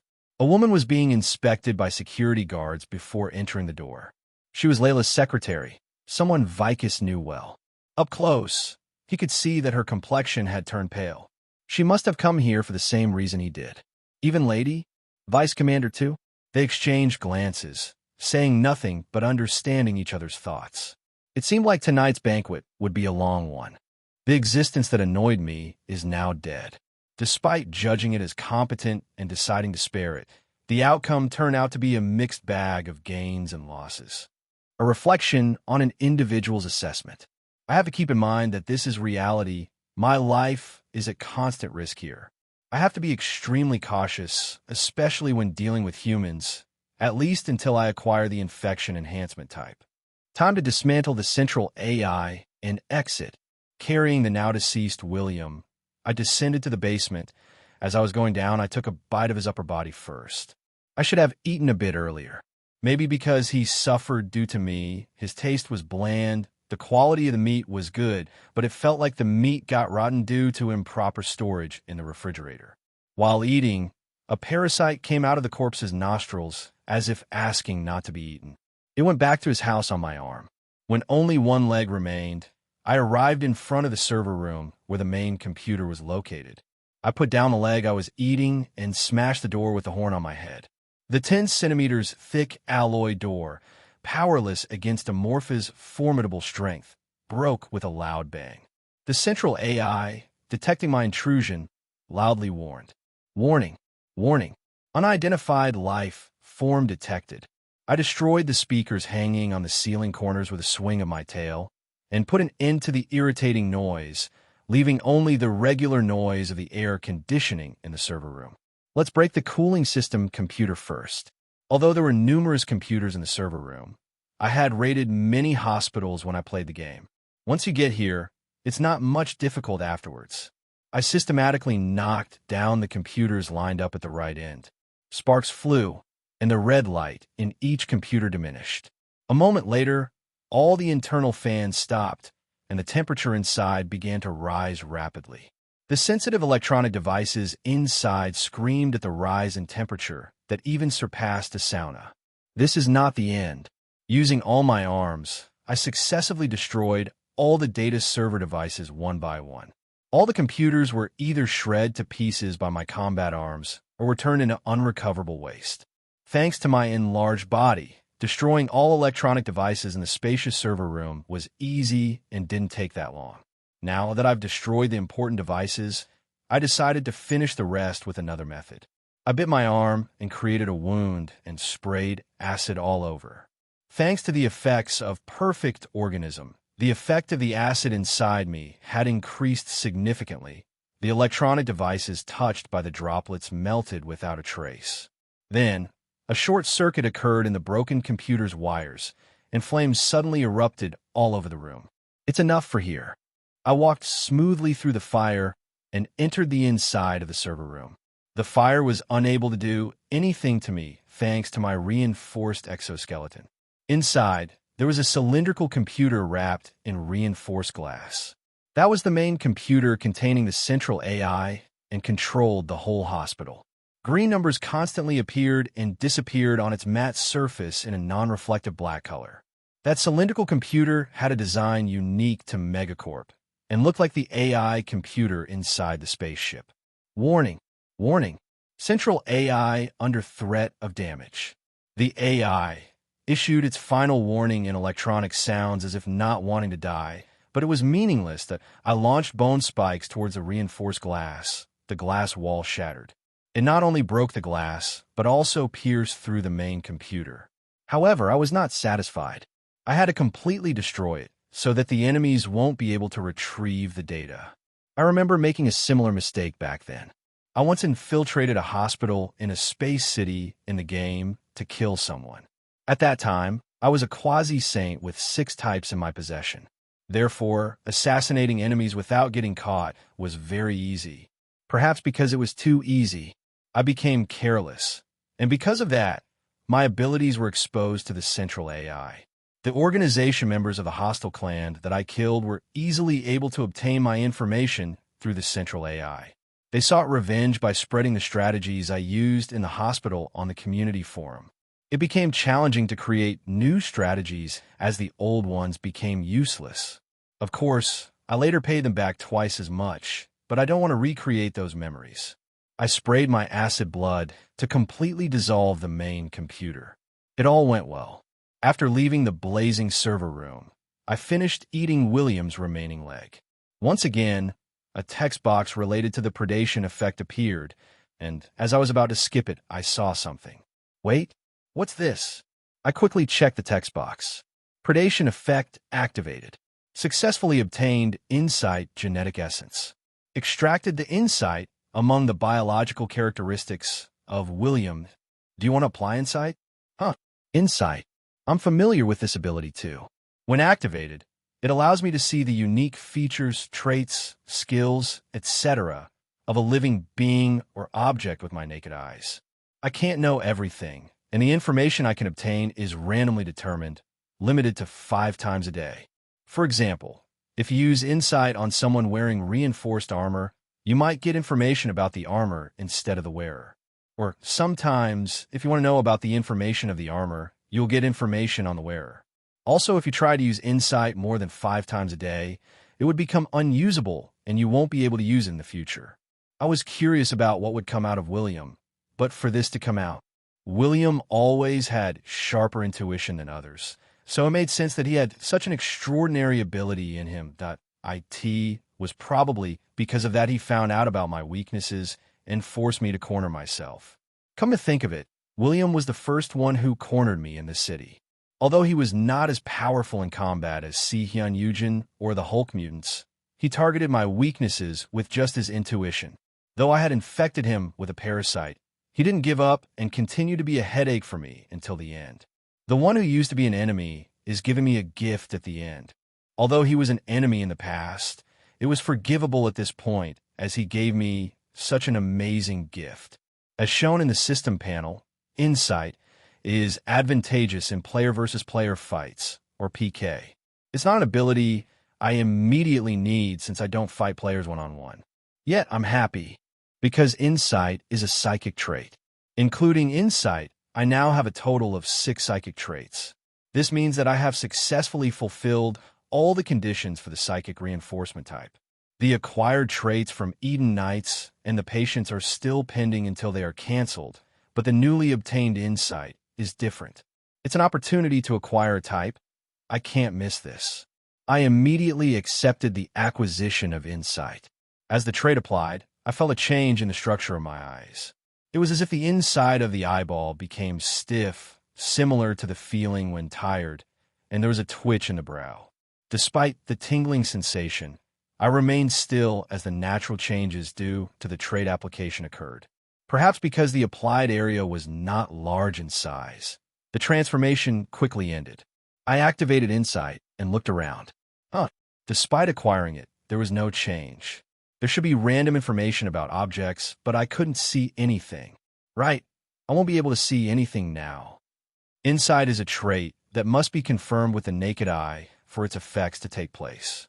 Currently, my vision is obscured due to the effect of the symbol of hunt. Naturally, I can't see anything. Well, it doesn't matter because there are more important things to do right now. I decided to check the effect of insight later and brought up the text box I had been waiting for. There exists one type that can be specialized. Do you want to unlock the psychic reinforcement type? After acquiring the first type, the second type was waiting for me. In the game Space Survival, all traits and skills exist within specific categories. For instance, the wings I initially obtained and special traits like the chitinous exoskeleton fall under the physical category, while the psychic power organ I gained by devouring Kaisaragi belong to the psychic category. Among these categories, the most potent and strongest traits are concentrated in the Abyssal Force and Dragon Power categories, where exclusive Vortex 1's traits and traits of the Red Galagon are found. Vortex 1s are the species that appear as bosses in the final mission for Outspacers. As boss-exclusive entities, they naturally exhibit overwhelming power. The Red Galagon is one of the most formidable creatures in the game, posing a significant challenge even for high-rank players. Consequently, the powers of these two entities are not accessible to regular players. Even the dragon power of the Red Galagon can only be used to a limited extent by the cult, and that too through a specific artifact acquired with a low probability in a late-game quest. Only a handful of players would have access to it. Now, let's slightly modify the question. Among the categories containing traits and skills accessible to players, which one is the most powerful? The answer to this question may vary among high rankers, but most would likely point to the psychic category. The psychic category offers a variety of versatile traits and skills applicable in various situations. While the physical category also provides potent techniques, it has decisive limitations. It leans heavily toward physical attacks and defenses, making it vulnerable to non-material assaults.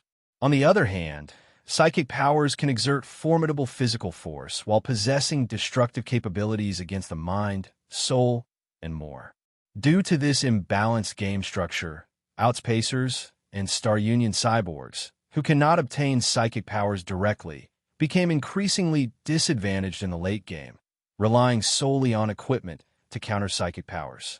Players who choose biological races like Megacore can acquire psychic powers through genetic modification.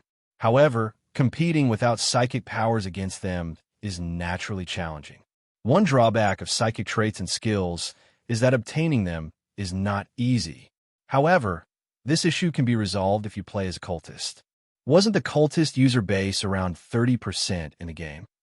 Rankers, in particular, had a much higher proportion of being cult members compared to regular users. Considering that 9 out of 20 rankers in the game were cultists, one can guess how popular the cult faction was. Notably, one of these 9 was a Korean, a fact I deduced because I competed directly against him. This Korean cultist proved to be a formidable opponent. His skills surpassed my expectations of him as a high ranker. His creative use of psychic powers, often associated with traits like telekinesis and telepathy, introduced me to new strategies during our intense battles. Despite my eventual victory, I learned a lot from our fights. He also broke my misconception that cultists may have good equipment, but there are a few cult players who are actually skilled. While I already utilized psychic traits, my understanding increased significantly after battling this Korean cultist. Now, applying this experience, I sought to become a perfect organism for the application of psychic enhancement type, enhancing all my psychic power traits. It is a necessity if one wants to properly use traits related to psychic powers. While I often utilized psychic traits, my understanding of psychic powers increased significantly after battling the Korean cultist. Anyway, it's time to start applying the experience I gained back then. To properly use traits related to psychic powers, a type is necessary. Acquiring the psychic enhancement type makes me a complete organism for its application, enhancing all the psychic power traits I possess. There are currently 2 external devices on my body for using psychic powers: the auxiliary organ below my chin and the cluster of tentacles at the back of my head. Though there weren't any significant changes to the auxiliary device, the tentacles related to the monstrous tentacles trait underwent substantial changes. Firstly, the shape of the exoskeleton covering my head transformed. The previously smooth and simple structure now expanded more widely to protect the tentacles at the back of my head. Additionally, intricate patterns and grooves appeared on the outer surface, giving it a more complex appearance than before. If the previous head exoskeleton could be linked to a helmet with a horn at the center, the current design resembled that of a giant crown. Though the size will decrease once the effects of the symbol of Hunt ends, the fact that the appearance has become more impressive than before made me satisfied. Along with the changes to the exoskeleton that cover my head, the tentacles also underwent significant changes. They became thicker, longer, and more vibrant purple in color. As soon as the transformation of the tentacles concluded, my entire body felt a tingling sensation. The psychic power resistance enhancement effect manifested itself on the exterior in the form of a vivid purple tattoo on the monochrome exterior. The tattoo, following the course of veins, was etched across my entire body. Though I was not able to see it because my vision, which was currently obscured due to the effect of the symbol of the hunt, but the developed auxiliary organ allowed me to feel the changes in my body as if I were seeing them directly. With these enhancements, I gained a heightened sensitivity to psychic energies around me, perceiving faint purple energies that were previously unseen. Even in situations where the cultists aren't directly using psychic powers, I could detect psychic powers. In the game, it was limited to simply highlighting psychic power users on the minimap in violet. But in reality, I could experience the same astonishment and freshness I felt when I first came inside the game and became a hatchling. With this level of sensitivity, I might be able to detect the psychic power users even before they attack me. It would be highly useful when fighting against the cult members. Originally, I could detect the flow of psychic powers with my auxiliary organ, but it was not as precise as it is now. It will be much easier to fight against cultists or enemies using psychic powers in the future. Satisfied with obtaining the type, I ascended to the first floor of the hospital. The metallic absorption effect is still ongoing. Now, all that's left is to return to the nest where the kids are waiting. Just as I was about to step out into the lobby, my senses picked up a strange feeling. 20 knights, wearing advanced silver reinforced armors, emerge from the alley. A knight with bikini-shaped armor at the front speaks, divide into 3 groups. Group 1 with me, Group 2 with Tennessee, and Group 3 with Paris. The knight with an eagle-shaped armor responds, understood. Group 2, this way to. The knight with a shield says, Sir Jacob, people are gathering around the hospital. The knight, Jacob responds, reporters, I presume, leave their handling to the police. With that, the sensation like watching a sped-up video stopped. Predator sense? The method of displaying the video is the only similarity, though it is also too detailed. Everything else is different. Predator sense activates only when there is any life-threatening situation. Moreover, it doesn't show the future as it did now, but rather depict a fragmented representation of the upcoming danger. What I just saw was much more detailed than usual. It showed who was speaking, where they were coming from, everything. Did Predator sense also get influenced by the effect of the symbol of the hunt? This symbol of the hunt enhances all the traits I possess, and with the psychic enhancement type I just got, Predator sense might have improved too, depicting a future danger more precisely than it usually used to do. If that's the case, then there is still time for them to arrive. One might suggest fleeing during that time, but if I did, Predator sense wouldn't have been triggered. There's a station near the path they're taking. The concealment effect is still active, but the issue is that they can detect me. Going out like this will undoubtedly expose me. Fighting them isn't the problem, but there are too many enemies. Even if I manage to annihilate them somehow, the time of the concealment effect would most likely be over during the fight. Even if I go around them, there is still Group 3 consisting of 6 knights waiting in front of the station. there's no way I can avoid a fighting with them. The real issue is the time. I'm still under the effects of the symbol of hunt, so I could easily kill the 6 knights, but killing without alerting anyone is the main problem. Originally, I came to the hospital to avoid exposing my identity to the city. If I boldly reveal myself while claiming to escape unharmed, it would be a clear contradiction. Should I call the kids? The current time is 10:30 p.m. At this time, the station should be under inspection because of the upcoming council meeting. Since the council meeting hasn't started yet, there is a high possibility of inspection today as well. I was previously caught here only at this time. Before coming here, I explained this to number 26. I told them to come out if the station is dark when I contacted. Sea demons, creatures living in the deep sea, are sensitive to light. Probably, number 26 can detect a broader spectrum of light than me, so there shouldn't be difficulty following the plan. But words and reality are two different things. I need to time this signal well. Our coordinated operation is not bad, but for it to succeed, it's crucial that I give the signals appropriately. With the improved auxiliary organ, if I focus, it won't be difficult to grasp the situation inside the station. No, wait. At that moment, a different thought suddenly occurred to me. I tried emitting the usual wavelength through which I talked to number 26. ZZZZZ, are you there? Big baby? ZZZZ. Hey, listen to me, okay? Hey, big baby, what's going on? It worked. I thought it might not work, but just in case I tried it, and it was successful. The means by which I communicated with number 26 was through the psychic organ which I got after killing Kaisaraji Yujin. When I didn't have this organ, I could only hear what number 26 used to say, but it was impossible for me to talk to it. Currently, even though it has been reborn as a tentacle of a monster, the communication ability from before still remains. Thanks to this, I've been using it well when communicating with number 26. I had forgotten about it because I used it so naturally. Also, the function that helps me communicate with it is also a target for the application of the effects of psychic power enhancement that I just got. Are you on your way to the nest? No, there's something else I need to do right now. What? Do you need help? In this way, I don't need to bother timing my call to number 26. I can just speak directly with it when needed. I told number 26 that I would give it a signal soon, so be prepared. While it is preparing, I also need to get ready. Just in case, let's check all the traits I've gained until now. When the text box initially passed by, I thought there was no immediate need for traits like insight, so I ignored it since there was plenty of time to check when I got back to the nest. However, now that the situation has changed, I might be late for the nest, so I should check them right now. The number of traits I obtained from the hospital, excluding the ones I got from William, is 5. I got 3 from the knights and 2 from the civilians I killed at the hospital.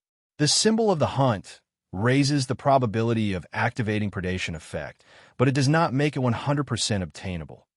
Even if I've eaten many people this time, the likelihood of the predation effects activating for every one of them is very low. Still, I obtained a surprisingly large number of traits in a short time as compared to usual. Let's apply all of them quickly and get out. I looked at the text box and quickly scanned the contents. Predation effect activated. Successfully obtained space bacteria genetic essence. Do you want to apply space bacteria? Predation effect activated. Successfully obtained fire breath genetic essence. Do you want to apply fire breath? Predation effect activated. Successfully obtained endurance genetic essence. Do you want to apply endurance? Predation effect activated. Successfully obtained thornhair genetic essence. Do you want to apply thornhair? Predation effect activated. Successfully obtained pheromone enhancement genetic essence. Do you want to apply pheromone enhancement? No need to ask further. Apply them all. When I obtained the perfect organism, the text box left me with these words. There is no end to evolution. The body has evolved once again due to all the newly acquired genetic essence. Did you enjoy your meal, Mr. Denver? It was more than enjoyable. The TNC's reputation is well-deserved, especially the main course. It's a dish I've never tasted before. It is an oven-roasted dish with earthland pork as the main ingredient. raised through pure free range in an environment that is similar to that of Earth. It has a very rich texture. I thought that all the pigs on Earth had gone extinct. My research team managed to succeed in cultivating the pig seeds after coming from a difficult expedition. We plan to introduce a new brand to the market in a few years. Well, that's impressive. I definitely want to purchase it when it hits the market. The TNC family is a pioneer in noble colonial expansion. Their power lies in the abundant resources they have secured from their numerous colonies. Thanks to this, the TNC could secure their influence in a distinct way compared to other families. Politics through cuisine. That was how they exerted influence on the upper class of Megacorp. They own more than a few hundred colonial planets, meaning they can acquire various ingredients from planets with different environments. As a result, TNC almost monopolizes the high-end ingredient and spice market, mainly targeting the upper class of the megacrop. Of course, in terms of supplying food within Megacorp, the Eugen family, which specializes in producing genetically modified foods, has a much higher share as they target all the low-income groups within the Megacorp. However, the benefits gained by actively using fresh and rare ingredients to maintain a good relationship with the upper class are not insignificant. In fact, it works wonders, like now Denver felt reassured after eating the banquet's cuisine, enough to anticipate seeing Layla again. I deliberately chose this dish to suit my taste. The room, the cuisine, everything catered to Denver's preferences. With this level of information, the likelihood of making a significant mistake at the council is slim. Denver, feeling relieved, picked up a crispy piece of pork skin with his fork just as the door to the banquet hall opened, and two people entered. What's happening? The newcomers were Layla's secretary and vice commander Vicus. Both hurriedly approached their respective masters. My lord, urgent news. Urgent. We lost contact with the 4 knights who went to protect William. Denver's face hardened at the vice commander's words. All 4 of them. The Silver Lion Knights are a unit stationed with the task of protecting the flagship of Eden, which specializes in defense and assault against enemy ships and is the most crucial unit of any fleet.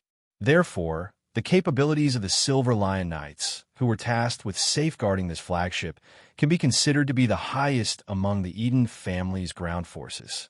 Warriors of such caliber being wiped out hinted at a formidable adversity. What's the follow-up plan? It's already in motion. I dispatched all the 20 knights available. Jacob is leading them. Also, recall the members sent outside immediately. Denver, calmly instructing Vice Commander Vicus, suddenly stopped speaking. On the other side of the dining table, Layla, receiving a report like Denver, had an unusual expression. Her usually composed face was visibly distorted. Having heard about the reports from the secretary, she tried to maintain composure and called Denver. Mr. Denver, there's a report that the Silver Lion Knights forcibly attacked the civilians at the hospital in the commercial district. What? I'll show you.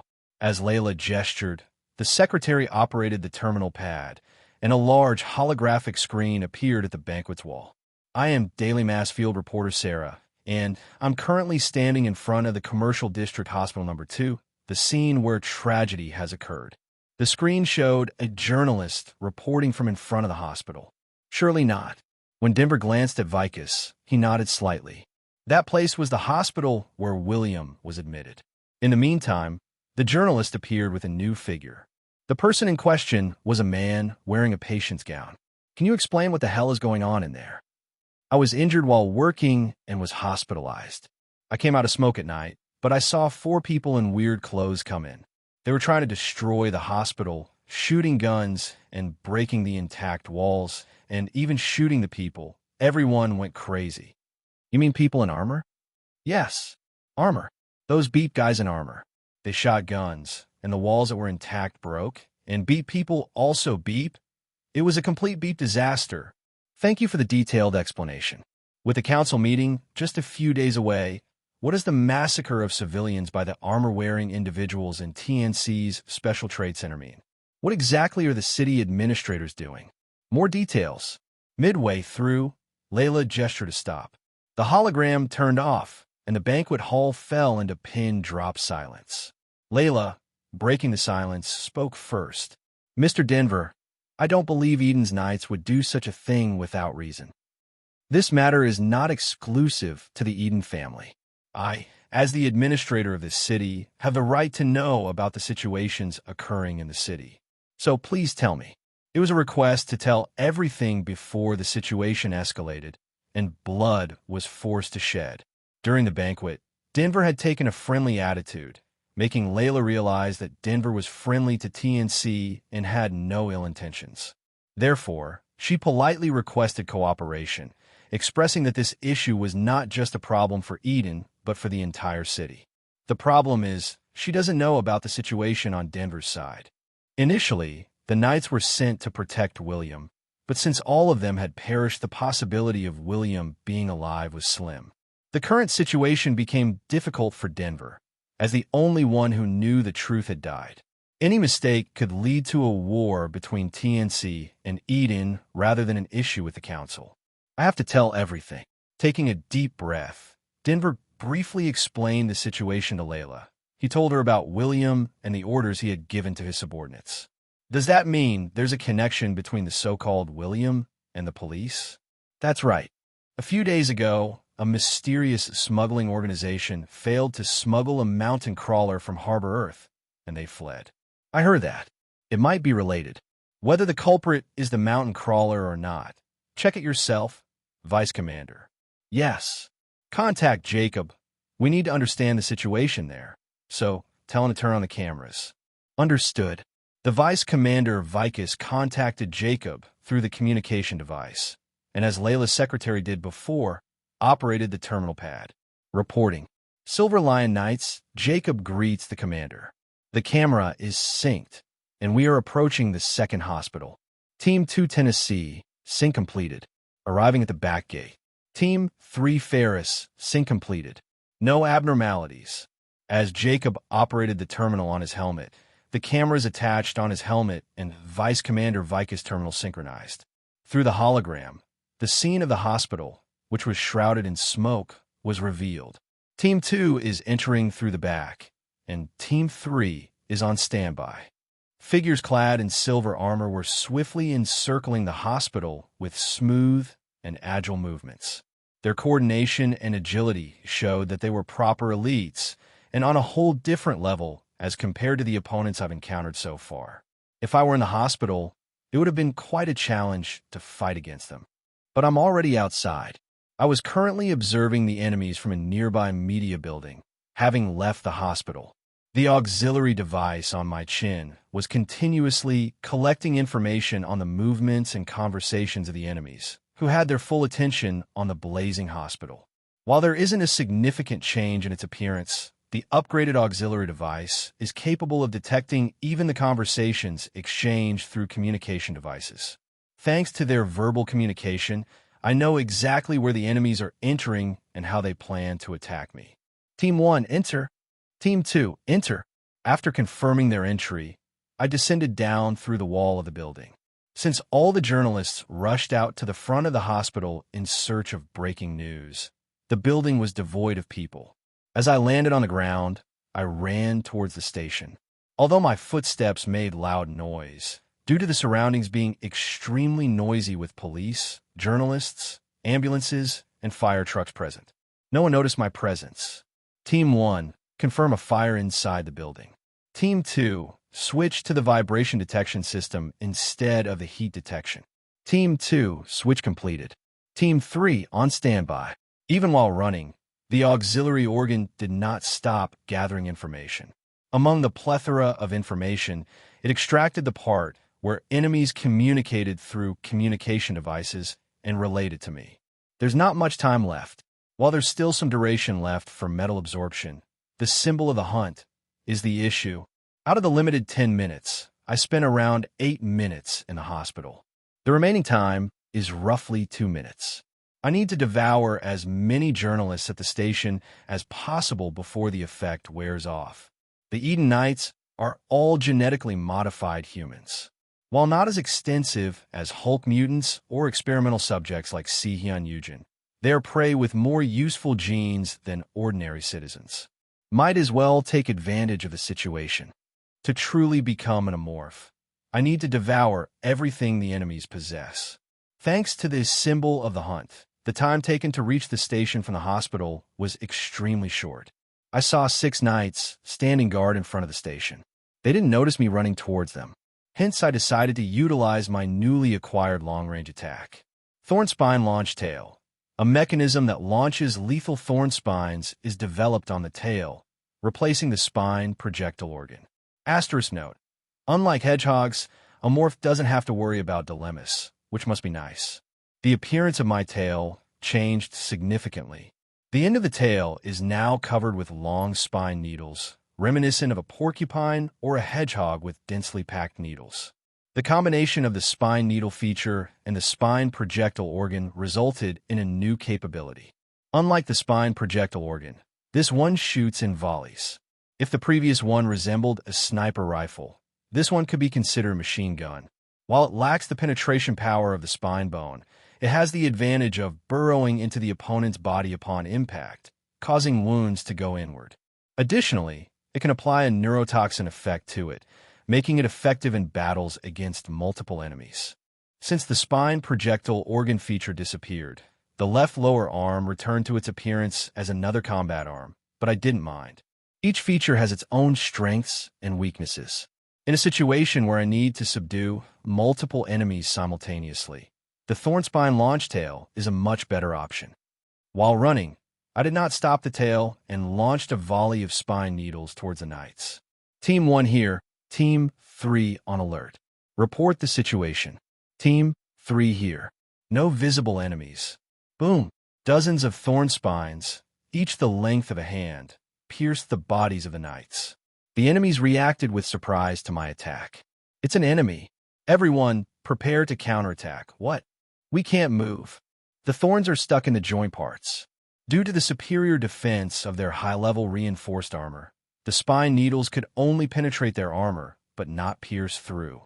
However, they were stuck in the joint parts, restricting the movements of the enemies. These thorn spines are quite sturdy. Of course, considering the effectiveness of the advanced reinforced armor they were wearing, it was only a matter of time for time to pass. But that's enough. They haven't switched from heat detection in their field of view yet, right?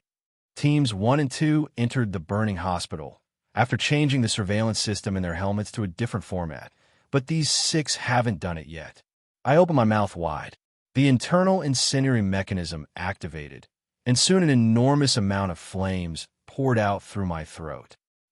He's shooting fire. The magma gator's trait, the fire breath, erupted against the knights. Black smoke rose from the flames, spreading in front of the station, penetrating even inside the station. Everyone, switch your sight.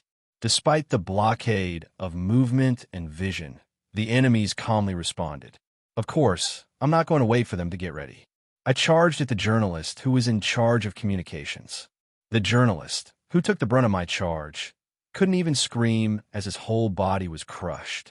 Team 1 here. Team 3 respond. What's going on? This is Rex. Ferris is down. With little time left, I picked up the dismembered body of the fallen knight and immediately placed it in my mouth. Meanwhile, another knight, who had switched the surveillance system, aimed a plasma bolter at me. His intention to shoot me with a plasma bullet did not succeed. There's a single reason why I shot fire: to block the enemy's line of sight. Here, the term enemy doesn't just refer to the knights in front of me. The enemies I mentioned also include the cameras installed in the station as well. Big baby, we're here to... My underground friends. They were hiding in the smoke, ready to assist me. GUH. The knight affected by number 26's restraint floated in the air. Like a child grabbing a bug and tearing off its limbs, his arms and legs attached to his body danced independently. Rex. Following the sound of bones detaching, his arms and legs fell off with the sound of a firecracker. The knight, now resembling an octopus, fell into a puddle of blood, twitching for a moment before becoming still. This is Team 3. We're under attack. Requesting sup-ac. What the hell is happening? This is Team 2. We'll provide support right away. Damn it. Tennessee, stay in your position. The confused voices of the enemies through the communication device the journalist thrown into panic after losing a colleague in an instant. It was a familiar scene. Retreat. Retrayug. One night, trying to flee, was shot in the throat. It was Adhai who accurately aimed at the enemy's weakness. Organism, throat, weakness. Through the smoke, Adhai transmitted a low-frequency wave. If the knight had activated the psychic shield embedded in his advanced reinforced armor, he would have survived. It was his mistake to expose his back during the battle. After that, it was a swift process to clean up the station completely. Within a few minutes of starting the fight, the journalists, having lost half of their comrades, were not in their right minds. The Night Order, which has always brought victory to their masters, perished. There were only herds trembling with fear. As for what a herd without a leader could do in front of a wolf, there was only one thing. Just cry pitifully, like there was no wolf to save a herd crying. Having dealt with the remaining 3 knights, I quickly picked up 2 corpses and rushed into the station. After dealing with the 3 remaining knights, I quickly picked up 2 bodies. Hurry, hurry! I cut the bodies and poured them into my mouth while swiftly entering the station. ZZZZZ. Get everything you can eat and go back to the nest. Can't we eat here? ZZZZZ. No time. Grab as much as you can and follow me. I'm hungry. Got it. I'll take care of what's left. Knowing that I was in a hurry, number 26 quietly reached out its tentacles and picked up 2 bodies. Adhai also tried to pick up one, but it was too heavy, so it gave up. That's how we carried 4 bodies with us and returned back to the nest. Just before the effects of the symbol of the hunt wore off, I could hear it. One of the late-arriving enemy knights screaming in frustration. In the smoke and darkness which engulfed the surroundings, I smiled.